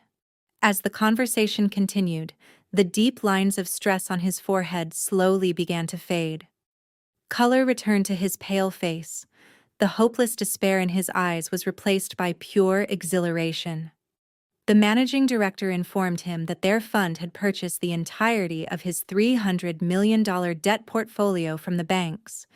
Even more importantly, the firm was interested in restructuring the debt and injecting a substantial amount of fresh capital into the struggling real estate company. They requested an immediate meeting at Winston's headquarters to finalize exclusive rescue agreements. Winston slammed the receiver down and released a triumphant roar that echoed through the study. He struck the desk with both hands and declared that they had been saved. A billionaire benefactor had appeared at the last possible moment, acquiring their debt and pouring new capital into their empire. Harrison threw his arms into the air, shouting in celebration, completely forgetting that just 10 minutes earlier he had been on the verge of becoming a homeless divorcee. Caroline squealed with excitement and immediately pulled out her phone to call the boutique and reserve the handbag she had previously been denied. Winston ordered Harrison to contact the board of directors and organize an extravagant red carpet reception at corporate headquarters the following morning. They intended to serve the finest champagne available and bow before the private equity magnate who had supposedly rescued their legacy. The entire family celebrated their miraculous salvation, completely unaware that the billionaire savior they were preparing to honor was the very mechanic they had relentlessly ridiculed, and the furious daughter-in-law they had so ruthlessly cast aside. The conference room on the top floor of my father's private equity firm had become an execution chamber. There were no weapons and no violence, only stacks of legal documents powerful enough to erase an entire family dynasty. I sat at the head of the enormous obsidian glass table, surrounded by a dozen of Manhattan's most relentless corporate litigators and forensic financial specialists. The air conditioning hummed softly, providing a stark contrast to the tension simmering beneath the surface. Spread across the table were foreclosure documents. The thick pages carried the weight of complete destruction. For hours, my legal team had been scrutinizing every line of the $300 million debt portfolio my father had purchased from the desperate banks. We were not merely acquiring debt. We were constructing a financial prison with no escape. I dragged my fountain pen across the final authorization form, legally sealing the fate of my father-in-law's commercial real estate empire. I nodded toward the lead attorney, a formidable woman known for hostile corporate takeovers. "I want every possible exit sealed shut," I said, my voice carrying across the glass-walled room. "The moment Winston signs the restructuring agreement tomorrow morning, our acceleration clauses must activate the instant he defaults on the impossible terms we've established. I want liens on every commercial property bearing his family name. I want injunctions filed against Harrison's personal holdings. They've survived on questionable loopholes for the last 5 years. Tonight, every one of those loopholes disappears." The legal team nodded in unison, their fingers moving rapidly across encrypted laptops. They were locking down the secondary holding companies Harrison had secretly used to conceal stolen funds. They were preparing immediate seizure notices for luxury vehicles, country club memberships, and fraudulent offshore accounts. We were systematically cutting off every source of financial oxygen. By tomorrow afternoon, there would be no bridge loans, no silent investors, and no emergency rescues available. At that very moment, Winston and Harrison were opening champagne and celebrating their salvation, completely unaware that they were dancing atop a trapdoor I had personally rigged. As the attorneys collected the finalized foreclosure packages, my secure smartphone vibrated sharply against the polished table. The screen illuminated the dim atmosphere of the war room, I glanced down and saw Harrison's name flashing across the display. The predictability of his arrogance was almost amusing. Even when he believed he had secured total victory, his fragile ego still demanded that he kick someone he thought was already defeated. I opened the message. The text was a chaotic mess of boasting, grammatical mistakes, and undeserved superiority. "I'm signing a $300 million bailout deal tomorrow morning," the message read. "We found a billionaire private equity titan who actually recognizes real talent. Tomorrow, I'll be richer and more powerful than ever before. Meanwhile, you're probably trying to figure out how to pay for your next meal. Get ready for your utility shutoff notices, you pathetic loser. You threw away a golden opportunity, and now you're going to rot in the gutter where you belong." I stared at the glowing screen. A cold smile slowly formed on my face. Harrison was so detached from reality that he was bragging to his own executioner about the very guillotine built for him. He truly believed he had outsmarted the entire financial world. He imagined that some mysterious billionaire had appeared out of pure generosity to reward his fraudulent business practices. He had no idea that the titan he planned to worship was the same man he had repeatedly mocked as a grease monkey. And he certainly had no idea that the person holding the pen that would determine his fate was the woman he had slapped across the face less than 24 hours earlier. My fingers hovered over the keyboard. A lesser person might have fired back with an insult. A weaker woman might have spoiled the surprise for a brief moment of satisfaction. But I understood the devastating power of silence. I didn't type a single word. I didn't send an emoji or a sarcastic response. I simply locked the screen and allowed the darkness to swallow his desperate attempt for attention. The silence would gnaw at him, leaving him to shout his arrogance into an empty void. I rose from the conference table and dismissed the legal team with a final approving nod. The trap was set. The documents were ready. The stage had been perfectly prepared for the final act. I left the corporate war room and took the private elevator to my residential penthouse suite. It was time to prepare for the conclusion of this tragedy. I stepped into my expansive walk-in closet. The recessed lighting illuminated rows of pristine designer clothing. For 5 long years, I had dressed to disappear. I wore muted colors, conservative skirts, and practical shoes to maintain the image of a modest middle-class daughter-in-law who understood her place. I deliberately diminished my presence to avoid threatening Harrison's fragile masculinity. That chapter of my life was over. Tomorrow, I would not walk into their headquarters as a submissive wife or an anonymous risk analyst. I would walk in as Wall Street's apex predator. I passed by the rows of conservative business attire and headed straight for a garment bag hanging at the very end of the wardrobe. Unzipping the dark canvas cover, I revealed a masterpiece of modern power dressing. It was a custom-tailored Tom Ford suit in a rich midnight blue shade. The fabric was expensive, sharp, and utterly uncompromising, cut with surgical precision. The structured shoulders projected unquestionable authority, while the trousers fell in a flawless, razor-clean line. I ran my fingers along the lapel, feeling the substantial weight of the luxurious material. This wasn't merely clothing, it was armor. It represented the physical embodiment of the $2 billion empire I had kept hidden in the shadows. I paired the suit with a crisp white silk blouse and a pair of black Christian Louboutin stilettos with their signature blood-red soles. That flash of red would be the final thing Harrison saw as I walked away from his ruined company. Standing before the full-length mirror, I held the tailored jacket against my frame. The dark bruise on my cheek remained clearly visible, a lingering reminder of the violence and disrespect I had endured. I could have concealed it with heavy makeup.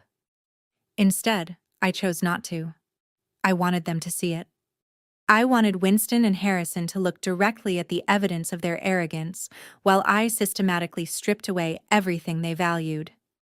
I carefully placed the suit on a wooden valet stand. The days of hiding were over. Tomorrow morning, the hunt would officially begin. The morning sun reflected brightly off the polished glass facade of Winston's corporate headquarters. Inside the sprawling lobby, the atmosphere buzzed with a completely undeserved sense of triumph.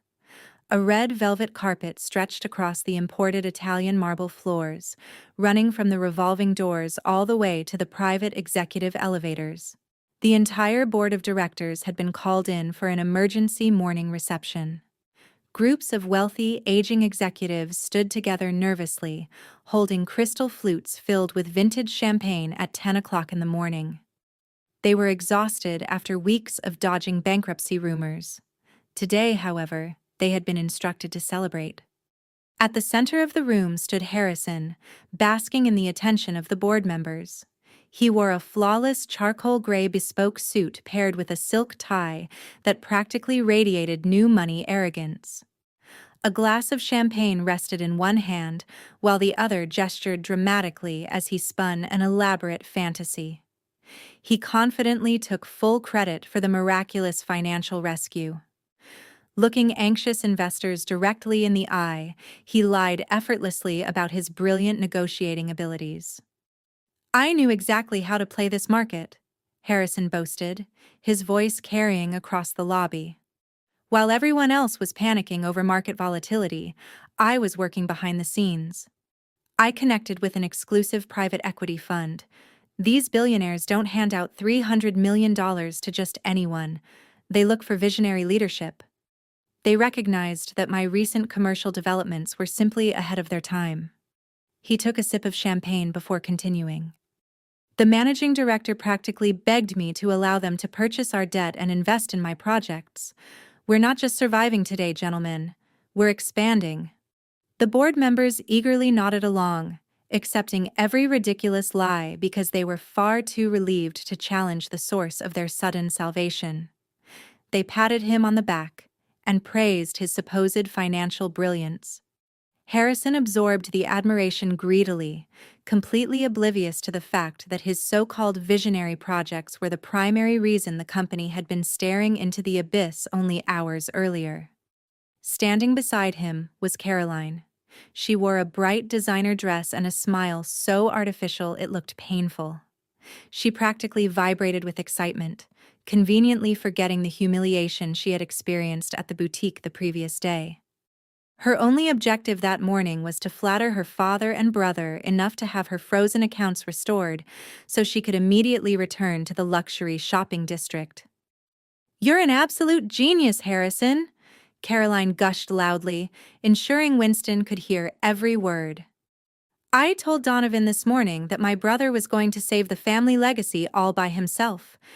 It takes a real man to pull off a deal like this." She dismissed her husband with a casual wave of her manicured hand. When one board member politely asked where the respected surgeon was that morning, Caroline released an exaggerated sigh. "Oh, you know Donovan," she complained, rolling her eyes dramatically. "He claims he got called into some marathon emergency surgery. He's always choosing the hospital over his own family. Honestly, it's probably for the best. He never really understood high-level corporate finance anyway. He'd just stand around looking completely out of place." Caroline couldn't have been more wrong. Donovan wasn't standing in an operating room holding a scalpel. At that exact moment, he was seated comfortably in a luxurious leather chair inside a prestigious downtown law office. He wore a sharply tailored suit and held a very different instrument in his hand, a heavy titanium pen. With it, he was signing a stack of expedited divorce documents. His legal team had already secured an emergency freeze on his personal medical accounts, ensuring Caroline could not access a single dollar of the income he had earned through years of work as a surgeon. He was also signing the final custody affidavit seeking sole physical custody of their young son, citing her severe financial irresponsibility and emotional instability. Donovan was surgically removing the toxic tumor of this family from his life once and for all. Near the lobby entrance, Winston paced restlessly while checking his solid gold wristwatch. He was practically salivating at the thought of greeting the private equity titan who had acquired their enormous debt portfolio. He had instructed his public relations team to position photographers discreetly behind the velvet ropes to capture the historic handshake. Winston wanted the financial press to document his triumphant return. He envisioned business journals across the country featuring his smiling face beside the billionaire's savior who had supposedly validated his entire empire. "Everyone, stay sharp," Winston barked, clapping his hands together to command attention. "The motorcade will be here in exactly 2 minutes. When the chairman walks through those doors, I expect perfection. We need to show them why our brand remains the undisputed king of commercial real estate. Harrison, button your jacket. Caroline, put away your phone and stand up straight. This is the moment we secure our legacy for the next century." Suddenly, the deep rumble of high-performance engines vibrated through the thick glass walls of the lobby. A wave of anticipation swept through the assembled board members. Outside on the busy Manhattan street, traffic slowed as a convoy of 3 imposing vehicles glided smoothly toward the curb. The fleet consisted of immaculate midnight black Maybach sedans, perfectly synchronized and gleaming beneath the morning sunlight. The lead vehicle came to a precise stop at the edge of the red carpet. The armored cars projected an unmistakable aura of immense power and limitless wealth. Winston and Harrison nearly pushed one another aside as they rushed through the revolving doors. They hurried down the front steps and stopped at the edge of the curb, slightly breathless from their eagerness. Standing shoulder to shoulder, they straightened their silk ties and forced the most excessively flattering smiles imaginable onto their faces. They practically radiated desperate submission, fully prepared to bow before the billionaire who now controlled their financial future. The reinforced door of the lead Maybach opened with a soft, mechanical hiss. 2 imposing private security agents stepped out first, scanning the area with practiced efficiency before taking position on either side of the vehicle. Winston and Harrison stood frozen in anticipation. They were ready to worship whoever emerged from that car. A polished leather shoe touched the pavement. Then the billionaire's savior himself stepped into the sunlight.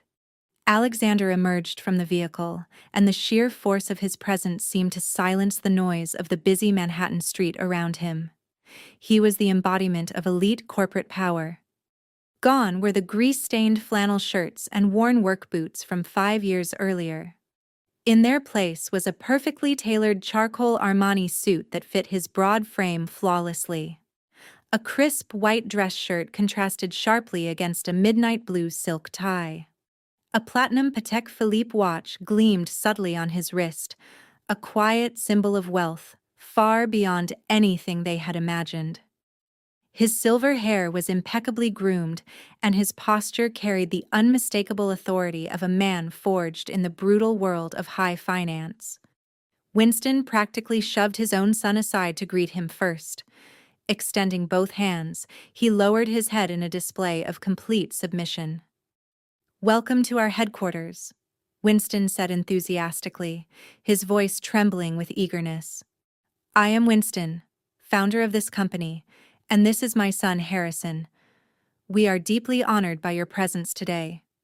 Words cannot express our gratitude for your visionary investment in our family's legacy." Alexander did not smile. He looked at Winston's outstretched hands for a long moment before finally accepting them with a brief but crushing handshake. His eyes moved from Winston directly to Harrison. The irony was almost unbearable. The 2 men now groveling before him were the same men who had mocked and degraded him for years, but their class prejudice and inability to view working people as equals had blinded them completely. They no longer saw the mechanic they had ridiculed. They saw only the Armani suit, the fleet of luxury sedans, and the $300 million lifeline standing before them. Greed had erased every other memory. "Lead the way," Alexander said. His deep voice carried absolute authority. Winston and Harrison immediately scrambled to escort him along the red carpet. As they entered the lobby, the assembled board of directors erupted into applause. Carolyn applauded louder than anyone, flashing a dazzling smile in hopes of attracting his attention. Alexander ignored every one of them. He didn't wave. He didn't nod. He never broke stride. He walked through the crowd with the cold focus of an executioner heading toward his task. Moments later, they entered the private executive elevator and selected the 50th floor. The ride upward was painfully tense. Winston and Harrison filled the silence with nervous chatter. They boasted about their commercial developments, future expansion plans, and supposed brilliance in navigating the market. Alexander remained silent throughout. He stared straight ahead, watching the floor numbers climb. The weight of his silence slowly crushed their confidence. The less he said, the more desperately they talked. With every passing second, they exposed exactly how insecure they truly were. The elevator doors opened onto the crown jewel of their empire. The 50th floor conference room was a breathtaking glass-enclosed space, offering panoramic views of Manhattan in every direction. At its center stood a massive obsidian conference table. Alexander didn't wait to be invited. He walked directly past the guest seating and took the chair at the head of the table. It was Winston's traditional seat of authority, his throne. Alexander pulled back the leather chair and sat down without hesitation, instantly establishing dominance over the room. Winston didn't dare object. Instead, he eagerly took a seat to Alexander's right, while Harrison sat on the left. They were more than willing to surrender their pride if it meant preserving their wealth. Winston reached inside his jacket and produced a thick leather-bound folder. His hands trembled slightly as he opened it. Inside were the restructuring contracts, the documents that would finalize the debt acquisition and inject fresh capital into their collapsing business. He carefully slid the folder across the table toward Alexander. Then he removed a solid gold Montblanc fountain pen and placed it beside the signature page. "Everything has been prepared perfectly," Winston said. "The board has already approved all your conditions. Once these papers are signed, our partnership will be officially secured. We are ready to make you billions. We simply need your authorization to begin this exciting new chapter." The room fell silent. Harrison leaned forward, barely breathing, his eyes fixed on the pen. This was the moment. Their salvation was within reach. Alexander glanced at the contracts, then at the pen. Finally, he raised his eyes and fixed Winston with a cold stare. He made no move toward the signature page. Instead, he placed both hands flat on the glass table and slowly pushed the folder back across the surface. The document slid directly toward a horrified Winston. "I am not the chief executive officer of the fund," Alexander said. His voice instantly drained the room of warmth. "I serve as chairman of the board. I do not oversee day-to-day acquisitions. The individual with final executive authority, the only person capable of approving the funds that will save your company, is about to walk into this room." The heavy oak doors swung open with a sharp echo that made every board member flinch. Confident footsteps broke the silence. The unmistakable click of Christian Louboutin heels echoed across the polished floor. I entered the executive conference room not as a submissive wife, but as the apex predator of the financial world. The midnight blue Tom Ford suit fit like modern armor. The white silk blouse contrasted sharply against the dark fabric, while flashes of red appeared beneath every deliberate step. My head was held high. The dark bruise on my cheek remained fully visible. I had made no attempt to conceal what my husband had done to me. I wore it openly, a battle scar. Proof that his attempt to break me had instead created the force that would destroy everything he valued. I walked past the stunned executives without acknowledging them. Crossing the room, I stopped beside Alexander at the head of the table. Resting one hand casually on the back of his chair, I asserted my place without saying a word. Winston stared at me as though he had seen a ghost. His mouth hung open. His mind refused to accept the reality before him. A bead of sweat rolled down his temple. He looked at the expensive suit, at my unwavering confidence, at Alexander's complete lack of surprise at my presence.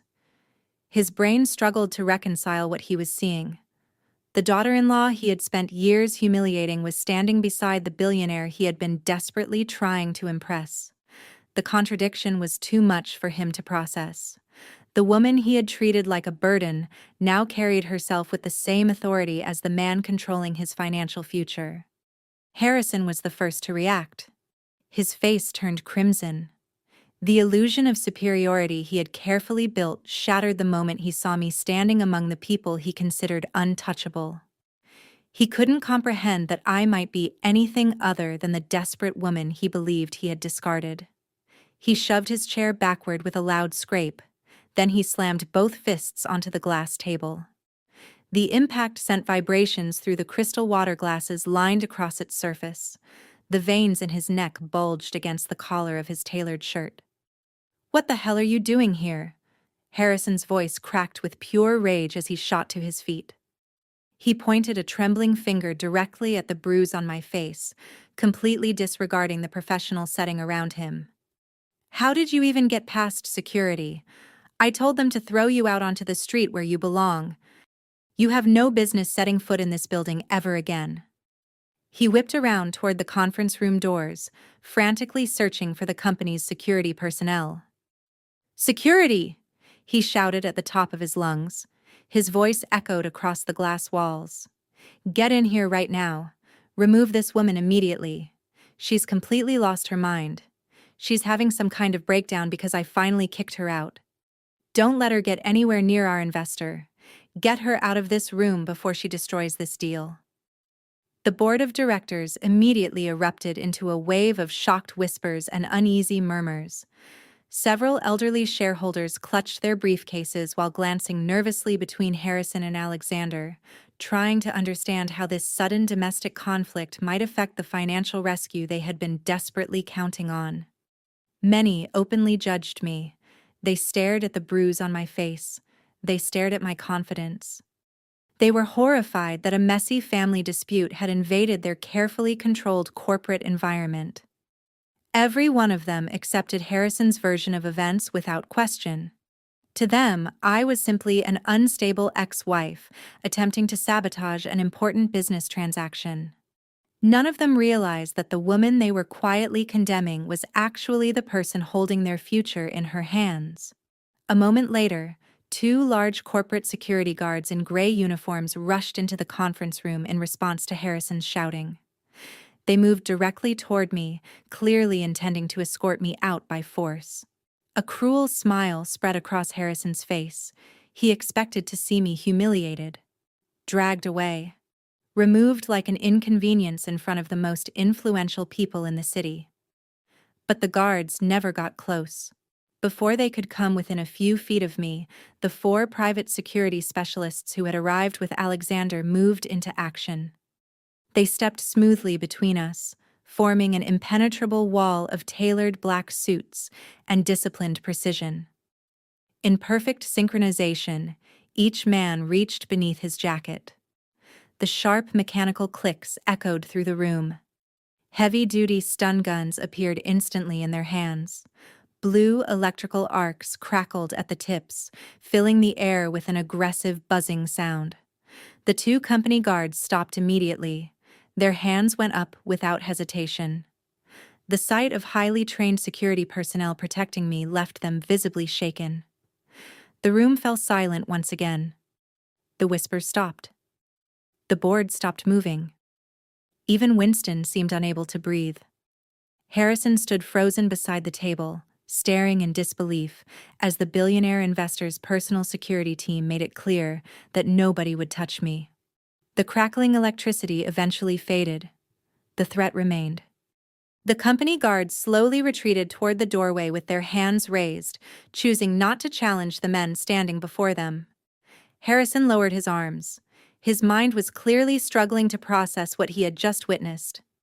He turned toward Alexander, expecting outrage, expecting support, expecting the billionaire to demand my immediate removal.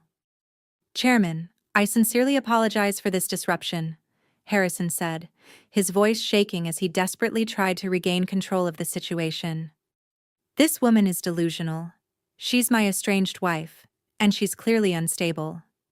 Please allow security to handle this so we can continue our discussion. I assure you she has absolutely nothing to do with this company or this investment. Alexander didn't react. He calmly unbuttoned his Armani jacket. Slowly, deliberately. Then he reached toward a thick stack of legal documents that his security chief had placed on the table. These were not restructuring agreements. They were not rescue contracts. They were foreclosure documents. The finalized legal package my team had prepared the night before. Alexander lifted the stack, then slammed it onto the obsidian table with explosive force. The impact echoed throughout the conference room like a gunshot. Several board members physically jumped in their seats. "You arrogant little fool," Alexander thundered. His voice shook the room. "You have the nerve to call security on my daughter. You have the audacity to threaten the chief executive officer of my entire firm?" The collective gasp that followed seemed to drain every ounce of air from the room. Several shareholders visibly recoiled. Others stared at me in complete disbelief. Alexander shifted his gaze away from Harrison and fixed it directly on Winston. The older man was already trembling. His fingers dug into the armrests of his chair. "Tell me something, Winston," Alexander said. His voice had become dangerously calm. "Do you still think my money is too dirty for your precious bank accounts? 5 years ago, you looked me in the eye and treated me like garbage. You called me a grease monkey. You told your country club friends I was an uneducated mechanic who didn't belong in your company. So tell me, are my hands still too dirty to sign your rescue checks?" Every trace of color vanished from Winston's face. He looked as though he had aged decades in seconds. His mouth opened, closed, opened again. No words came out. At last, the pieces were falling into place. The mechanic, the billionaire, the daughter, the empire. His mind finally connected everything. He remembered the man in worn work boots and faded flannel. Then he looked at the powerful figure seated before him in a custom Armani suit and platinum watch. The truth hit him like a collision. The mechanic he had mocked for years was one of the most powerful figures in private equity. And the daughter-in-law he had dismissed, belittled, and encouraged his son to abuse was the heir to a $2 billion empire. Harrison collapsed back into his chair. His knees seemed unable to support him. A lock of hair fell across his face, but he didn't notice. His eyes were fixed entirely on the bruise beneath my left eye, the bruise he had put there himself less than 12 hours earlier. For the first time, he understood what he had done. He hadn't struck a powerless wife. He had assaulted one of the most powerful people in the city. The realization was devastating. The scale of his mistake was so enormous that it left him speechless. For years, he had boasted about his business instincts while tormenting the very woman who possessed the power to destroy everything he owned. The quiet mask I had worn for 5 years finally shattered. The obedient analyst who dressed modestly and kept her head down no longer existed. She was gone. Standing in her place was the truth. I stood tall in my midnight blue Tom Ford suit, radiating the kind of authority that instantly commanded the room. Board members shrank back in their seats. Fear replaced judgment. They looked at my red-soled heels. They looked at my expression. And they understood. Their company was already dead. I wasn't there to negotiate a divorce settlement. I wasn't there to ask for anything. I had come as the executioner, and I was there to collect. I stepped away from my father and moved across the room with calm, deliberate confidence. The sharp click of my heels echoed against the marble floor, becoming the only sound in the suffocating silence. Slowly, I circled the enormous obsidian conference table, taking my time and savoring the fear radiating from the men who had spent years turning my life into a nightmare. When I reached Harrison, I stopped. Pulling back a heavy executive chair, I sat down with measured elegance. I smoothed my tailored trousers, crossed my legs, and settled into the seat as though I owned the room. Because at that moment, I did. Leaning forward slightly, I rested my forearms on the cool glass tabletop. Then I lifted my hand and began tapping my manicured nails against the surface. Tap, tap, tap.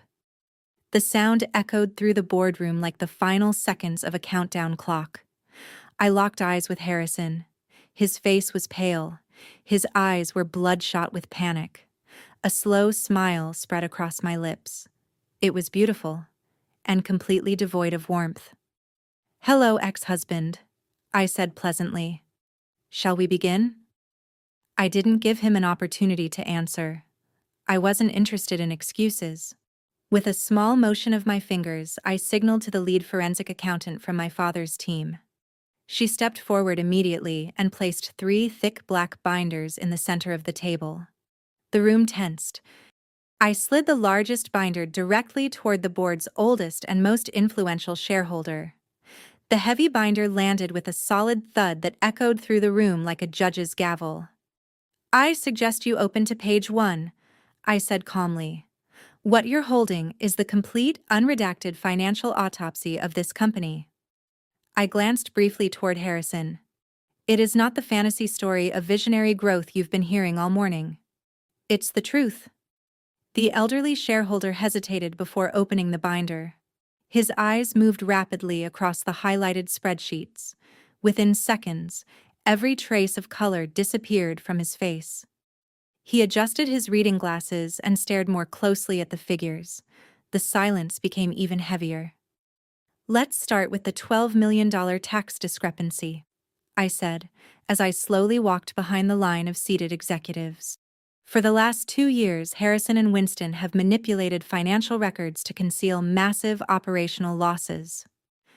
They created a network of offshore entities and shell corporations designed to divert revenue and disguise liabilities. I paused. And I know exactly how the system worked because I was the anonymous risk analyst constantly forced to untangle the mess before regulators discovered it. Harrison shot to his feet. His composure shattered instantly. "That's a lie!" he shouted. His finger trembled as he pointed directly at me. "You don't understand large-scale development projects. These were aggressive but legal tax strategies. Don't listen to her." He turned desperately toward the board. "She's angry. She's bitter. She's trying to destroy me with fabricated documents." I didn't even look at him.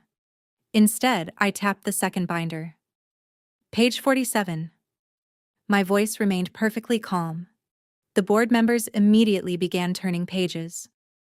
Within moments, whispers spread throughout the room. Then came the first shocked expressions. Several investors stared at the documents in disbelief. Their own investment funds appeared beside suspicious vendors and non-existent projects. "Those developments were never real," I said. The realization slowly spread across their faces. They were ghost properties. I folded my hands. $90 million was poured into vacant lots and abandoned land. Millions more were spent on permits that had expired years earlier. Payments were transferred to contractors who disappeared almost immediately after receiving the funds. I let the silence settle before continuing. The money didn't vanish. It simply found its way back into hidden personal accounts. The tension became unbearable. Around the table, shareholders examined transaction records, dates, transfer confirmations, and account details. Every page revealed another piece of the scheme. "He never used your money to build anything," I continued. My voice cut through the room like a blade. "He used it to finance luxury vacations. He used it to purchase expensive watches and gifts. He used your investment capital to lease exotic sports cars and charter private jets. While this company slowly rotted from the inside, he built an empire of debt and called it success." The board exploded. These weren't passive investors. They were ruthless people who had spent decades protecting their fortunes. And they had just learned they had been robbed. The outrage was immediate. One investor slammed both fists onto the table and demanded federal investigators be contacted immediately. Another hurled a crystal champagne flute against the wall. Glass shattered across the floor. Several shareholders began shouting over one another. The polished atmosphere of the boardroom vanished. In its place stood an angry mob demanding accountability. Harrison raised both hands desperately. Sweat rolled down his face. He pleaded for everyone to listen. He insisted it was only a temporary liquidity problem. He blamed changing market conditions. He promised an upcoming private equity deal would restore every dollar and generate enormous profits. But nobody believed him anymore. The evidence was sitting directly in front of them. Bank records, transfer receipts, forged approvals, digital signatures. Everything pointed back to him. The illusion of financial brilliance had collapsed completely. Across the room, Winston sat frozen. His eyes moved from the enraged shareholders to the mountain of evidence spread across the table. Then they landed on the debt maturity notice buried beneath the documents. The reality finally hit him. His empire was gone. The legacy he had spent 40 years building had been reduced to rubble in a single afternoon. For the first time, genuine fear appeared in his eyes. He understood exactly who controlled his future, and it wasn't him. Slowly, he pushed himself out of his expensive leather chair. His knees trembled. His hands shook uncontrollably as he approached me. The intimidating patriarch everyone feared had vanished. Standing before me was nothing more than a desperate old man staring into financial ruin. "Stella, please." His voice cracked. He stopped only a few feet away. His trembling hands reached toward me but never quite made contact. "You can't do this." His words came out broken. "You can't let them destroy everything." I looked up at him. My expression never changed. My eyes remained cold and unreadable. For several long seconds, I allowed him to feel the full weight of the disaster closing around him. Then he whispered the words he believed would save him. "We're family. Stella." Winston's voice cracked as tears gathered in the corners of his eyes, finally breaking through what remained of his pride. "You've been married to my son for 5 years. You lived with us. We took you in when you had nothing. I know we've had disagreements, but you can't do this to your own husband. Please." His voice trembled. "I'm begging you. Sign the restructuring agreement. Approve the loan from your father's fund. Save the company. Show some mercy, for the sake of your marriage." I looked down at the broken old man. The tears in his eyes were real. The fear was real. Neither of them moved me in the slightest. Slowly, I rose from the executive chair, smoothing the front of my midnight blue suit. The entire boardroom seemed to stop breathing. Everyone waited for my answer. "You ask for mercy in the name of a marriage your son destroyed himself," I said. My voice cut through the room with razor-sharp precision. "You ask for compassion in the name of a family that treated me like a servant for 5 years. You think a few tears erase half a decade of calculated cruelty." I paused. "You don't understand family, Winston. You understand only power." I ignored the gold fountain pen resting beside the contract. I didn't even glance at the restructuring agreement. Instead, I reached inside my jacket and removed a thick legal document bound in red. It wasn't a lifeline. It was a death sentence. I dropped it onto the center of the table directly on top of their financial reports. The heavy document landed with a sharp final sound. "Read the title." Winston leaned forward with shaking hands. His eyes moved across the page. Then his breathing faltered. The document was a formal notice of default and immediate foreclosure. "My fund didn't come here to sign a rescue agreement," I announced. The room fell completely silent. "We didn't come here to save your empire." I looked directly at Winston. "We came because we already own your debt." The words landed like blows. "Every dollar of it. I continued. We purchased the entire $300 million portfolio from your lenders. We are now your sole creditor. No one moved. No one spoke. And because your company is currently in violation of multiple loan covenants, I am accelerating the debt effective immediately. I let the silence linger, then delivered the final blow. We are foreclosing on this building. A sharp intake of breath swept through the room. We are seizing your commercial holdings. Another stunned silence.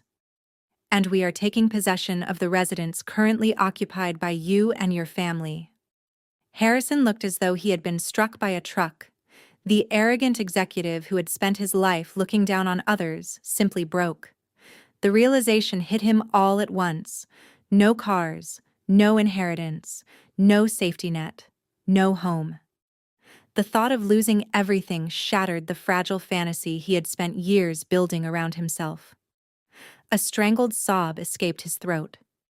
Then, to the shock of everyone in the room, he dropped to his knees. He crawled around the edge of the conference table, dragging his expensive trousers across the marble floor. Reaching me, he wrapped both arms around my legs. "Stella, please." His voice was pathetic, desperate. "Please don't do this." Tears streamed down his face. "I'm sorry. I was wrong. I was under so much pressure. The financial stress was destroying me." He shook his head frantically. "That's why I hit you. I lost control. I never meant to hurt you." His grip tightened. "I love you, Stella. I've always loved you. Please give me one more chance. Let me be the husband you deserve. Don't throw me away." I looked down at him. 12 hours earlier, this same man had struck me across the face. 12 hours earlier, he had mocked me, humiliated me, discarded me. This wasn't remorse. It was panic. He wasn't sorry because he had hurt me. He was sorry because he had finally lost. The vault door had slammed shut, and his fingers were trapped inside. He was trying to weaponize love the same way he had always weaponized manipulation. A wave of disgust washed through me. "Take your hands off me." My voice was low, dangerously calm. I stepped backward sharply, knocking his arms away. Harrison lost his balance and fell onto the polished floor. He stared up at me with terrified eyes. His hands trembled. His tears continued. Alexander watched from across the room. A quiet expression of pride rested on his face. He said nothing. He didn't need to. I planted both heels firmly against the floor. Then I drew my arm back and swung. The crack echoed through the boardroom. My palm struck Harrison's cheek with enough force to snap his head sideways. The impact reverberated through the room. For a moment, no one moved. Harrison collapsed against the marble floor, clutching the side of his face. Shock replaced panic. The board members gasped. Yet none of them came to his aid. They simply watched. For the first time in his life, Harrison was experiencing the consequences of his own actions. I stood over him. My chest rose and fell steadily. My hand stung from the impact. But the relief was immeasurable. Years of humiliation, years of silence, years of swallowed anger. Gone. I owed you that. My voice was cold, controlled, final. "You will never touch me again."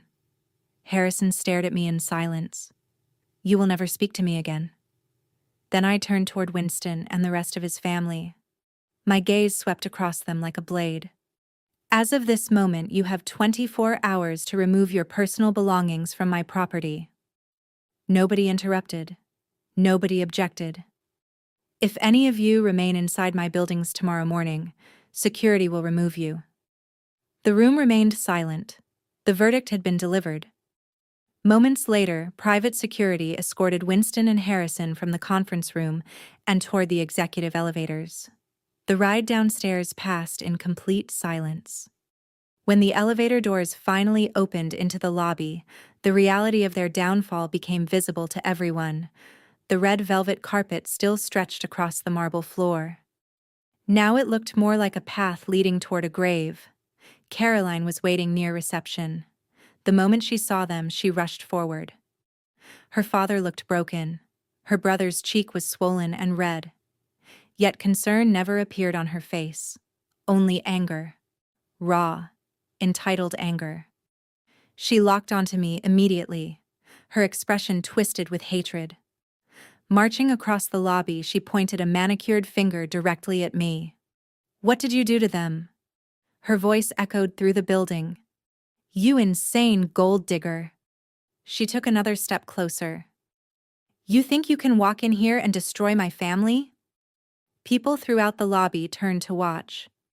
"I want my accounts restored immediately." She was nearly screaming now. "You're going to pay for this, Stella. I'll make sure my father's lawyers have you locked away. I'll personally see to it."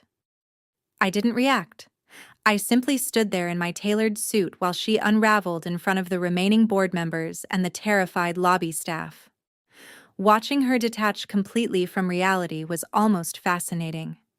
I was about to deliver the final blow. Then the revolving glass doors at the front entrance began spinning rapidly. The noise of the Manhattan streets spilled into the lobby as the revolving doors turned once again. A moment later, Donovan stepped inside. Gone were the green surgical scrubs. In their place was a perfectly tailored charcoal suit that projected authority, discipline, and quiet power. Beside him stood a stern, silver-haired attorney carrying a thick leather briefcase. Anyone familiar with New York's legal circles would have immediately recognized him as one of the most feared family law attorneys in the state. Caroline spun around. For a brief moment, hope flashed across her face. She rushed toward her husband, completely misreading the cold determination in his expression. "Donovan, thank God you're here." Her voice was frantic. "This woman is trying to take my father's company. You need to call your bank right now and transfer the money. We can still fix this.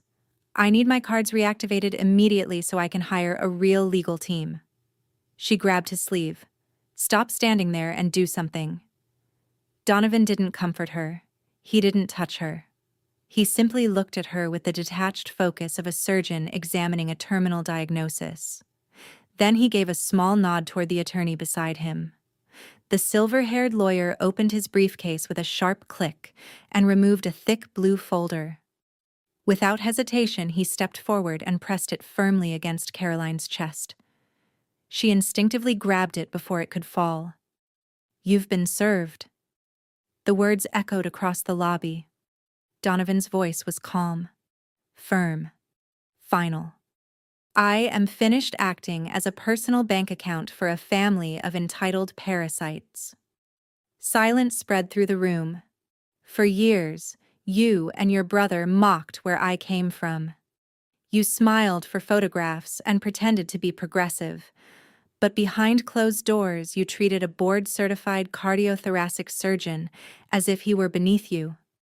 His eyes never left hers. "You spent my money financing your lifestyle while your own trust fund disappeared years ago." Caroline stared at the folder. Her hands began to shake. "Donovan." Her voice barely emerged. "What is this?" "It's your permanent exit from my life." The temperature in his voice dropped to ice. "As of 8 o'clock this morning, my attorneys secured an emergency financial restraining order." Caroline froze. "Every joint account is frozen." Her breathing quickened.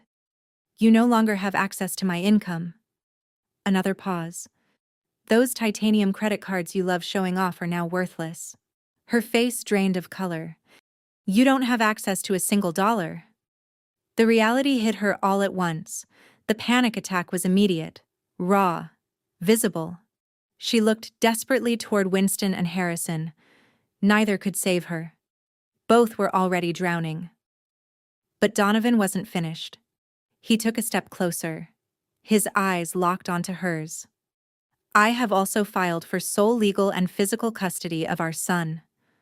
The words landed like a hammer. "You have no independent income," he continued. "You are connected to an active federal investigation involving your family's company." Carolyn visibly recoiled. And beyond that, I do not believe you are fit to raise him. The lobby remained silent. You treat everyone around you as accessories designed to improve your social image. His voice never rose. I will not allow you to do that to our son. The impact was devastating. Caroline's entire world collapsed. A piercing scream escaped her throat. Her knees buckled. The thick folder slipped from her hands as she crumpled onto the marble floor. Legal documents scattered in every direction. She sobbed uncontrollably, begging, pleading, calling Donovan's name over and over. For the first time, she understood exactly what she had lost. Not just money, not just status. Everything. Her marriage, her family, her future. She had spent years assuming those things would always be there. Now they were gone. Donovan never looked down. He calmly buttoned his jacket. His expression never changed. Then he turned toward me. Our eyes met across the lobby. No words were needed. We had survived the same nightmare, endured the same manipulation, faced the same family. For years. He gave a slow nod, a gesture of respect, recognition, understanding. I returned it. An acknowledgement between two people who had finally broken free. Without another glance toward the chaos behind him, Donovan turned and walked toward the exit. The revolving doors spun once more. Then he disappeared into the bright Manhattan morning, leaving the wreckage of that family behind forever. The weeks that followed moved with breathtaking speed. I didn't simply dismantle their real estate empire. I handed federal investigators everything they needed to finish the job. Less than 48 hours after the debt acquisition, a convoy of dark SUVs arrived at corporate headquarters. Federal agents flooded the building, conference rooms, server rooms, executive offices. Nothing was spared. Encrypted hard drives, financial records, filing cabinets, and computers were all seized. Winston was escorted from the building in handcuffs. The once powerful real estate patriarch looked unrecognizable. His expensive suit was wrinkled. His face was pale. His confidence had vanished.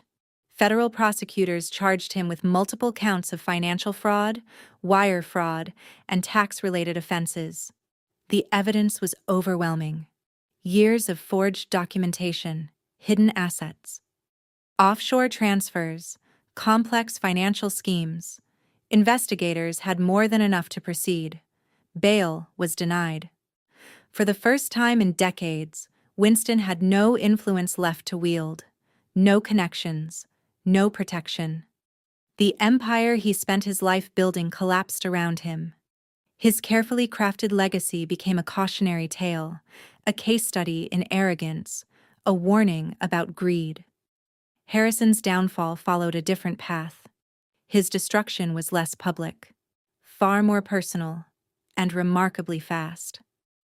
The same evening he was forced out of the company headquarters, he managed to rent a cheap hotel room using the last cash he had available. Despite everything, he still believed someone would save him. Specifically, Vanessa, his mistress. He convinced himself she would remain loyal, that she would comfort him, support him, stand beside him through the crisis. Even after losing everything, Harrison still believed his charm alone could compensate for the sudden disappearance of his wealth. But women who are drawn to stolen corporate credit cards and luxury gifts rarely stay when the money disappears. The moment Vanessa learned his assets had been frozen, she packed her designer luggage and walked away without a trace of sympathy. There was no emotional farewell, no goodbye letter, no promise to stay in touch. She simply gathered the jewelry he had bought for her, sold it for quick cash, and vanished from his life entirely. For the first time, Harrison was completely alone. His entire identity had always revolved around wealth, the tailored suits, the expensive penthouses, the ability to purchase admiration and attention. Without money, status, or influence, he was left with nothing but his own reflection. And that reflection was not impressive. Stripped of his fortune and family name, Harrison was little more than an arrogant man with a toxic reputation and no meaningful skills to offer. The fall was swift and merciless. Within weeks, he found himself living in a run-down motel on the outskirts of the city. The room smelled of stale smoke and neglect. The mattress sagged beneath his weight. Most nights, dinner consisted of cheap canned meals eaten in silence beneath flickering fluorescent lights. Finding respectable employment proved impossible. No financial institution wanted him, no corporate office would touch him. His name had become synonymous with fraud. The former star of commercial real estate was reduced to answering phones in a crowded call center. 10 hours a day he sat beneath harsh lighting wearing a plastic headset and reading from a script displayed on a computer screen. His job consisted of cold calling exhausted families and attempting to sell low-level insurance policies for barely enough money to survive. Each rejected call felt like another reminder of everything he had lost. To make matters worse, his direct supervisor was nearly a decade younger than him. The manager criticized his performance constantly and reminded him of his failures whenever sales numbers dropped. The man who once commanded boardrooms now struggled to meet basic quotas, invisible, forgotten, discarded by the same elite circles that had once praised him. The final blow arrived on a bright Tuesday afternoon. During his lunch break, Harrison boarded a bus and traveled across the city. Eventually, he reached his former neighborhood. From there, he walked several blocks until he arrived at the mansion we had once shared. The estate had been his greatest symbol of success, a monument to his ego. He stood on the sidewalk with his hands buried deep inside the pockets of his inexpensive coat. Cold wind swept across the street. What he saw left him speechless. The mansion was gone. Steel barricades surrounded the property. Construction crews moved across the site. After acquiring ownership through the debt proceedings, I had no intention of preserving a house filled with painful memories. The demolition had already begun. Harrison stood frozen as enormous excavators came to life. Massive steel claws smashed into the front columns. The elegant bay windows exploded into fragments. Glass rained across the driveway. Moments later, the roof collapsed inward with a thunderous crash. Dust rose into the sky like a storm cloud. Attached to the perimeter fence was a large architectural rendering. Harrison slowly walked toward it. The image displayed a modern educational community center. Beneath the illustration, bold lettering explained the future purpose of the property. The land was being transformed into a fully funded foundation dedicated to helping low-income students pursue higher education. The message was impossible to miss. The money that once fueled his extravagant lifestyle would now create opportunities for the very people his family had spent years looking down upon. It was deliberate, it was symbolic, and it was deeply personal. Harrison watched as heavy machinery reduced marble floors, grand staircases, and imported stonework into piles of rubble. The destruction unfolding before him mirrored the collapse of his own life. A crushing weight settled in his chest. Breathing became difficult. For years, arrogance and narcissism had clouded his judgment. Now, standing before the ruins of his former kingdom, that fog finally disappeared. The realization struck with brutal clarity. He had not lost a weak wife. He had lost something infinitely more valuable. For 5 years he had been given the loyalty, intelligence, and unwavering devotion of a woman capable of achieving extraordinary things, and he had thrown it all away. Not because she lacked value, but because his ego demanded superiority. His insecurity could not tolerate her brilliance. Now she was thriving beyond anything he had imagined, and he was left alone with regret. 6 months passed after the dramatic collapse of my old life. The chaos of that disastrous gala felt distant now, almost unreal, as though it belonged to another version of myself. Tonight, My Tribeca penthouse was filled with peace. Soft jazz drifted through the spacious rooms. Warm golden light reflected against polished surfaces. Floor-to-ceiling windows framed the Manhattan skyline like a living work of art. I was no longer the quiet analyst hiding behind oversized sweaters, nor was I the ruthless corporate strategist forced to fight for survival. Tonight, I wore a simple emerald silk dress. Barefoot, I crossed the Persian rug with ease. The bruise Harrison had once left on my cheek had long disappeared. More importantly, the emotional scars had healed. The war inside me was over, and I had won. The private elevator chimed softly. Moments later, the doors opened. Only 2 guests had been invited for dinner. My father stepped inside carrying an exceptionally rare bottle of wine. Although he now wore elegant loafers and a tailored blazer, he still refused to wear a tie. The moment he saw me, his normally sharp expression softened. Beside him stood Donovan, holding his son's hand. Donovan looked transformed. The exhaustion that had once shadowed him was gone. He carried himself with confidence and calm. He looked like a man who had finally removed the greatest burden from his life. "Welcome home," I said warmly. I hugged both men before kneeling to greet Donovan's son. The boy immediately ran into the living room, laughing and exploring without a care in the world. Safe, protected, free from the people who had once threatened his future. Donovan handed me his coat and smiled. "Thank you for tonight, Stella," he said sincerely. "And thank you for recommending my legal team." His smile widened. The divorce became official last week. I received full custody. Caroline didn't even attend the final hearing. Last I heard, she's working double shifts at a diner trying to keep up with legal expenses. I led everyone to the dining table. There were no displays of status, no power games, no family members measuring success by wealth. Just good food, excellent wine, and people who genuinely respected one another. The evening passed in easy conversation. Stories replaced business discussions.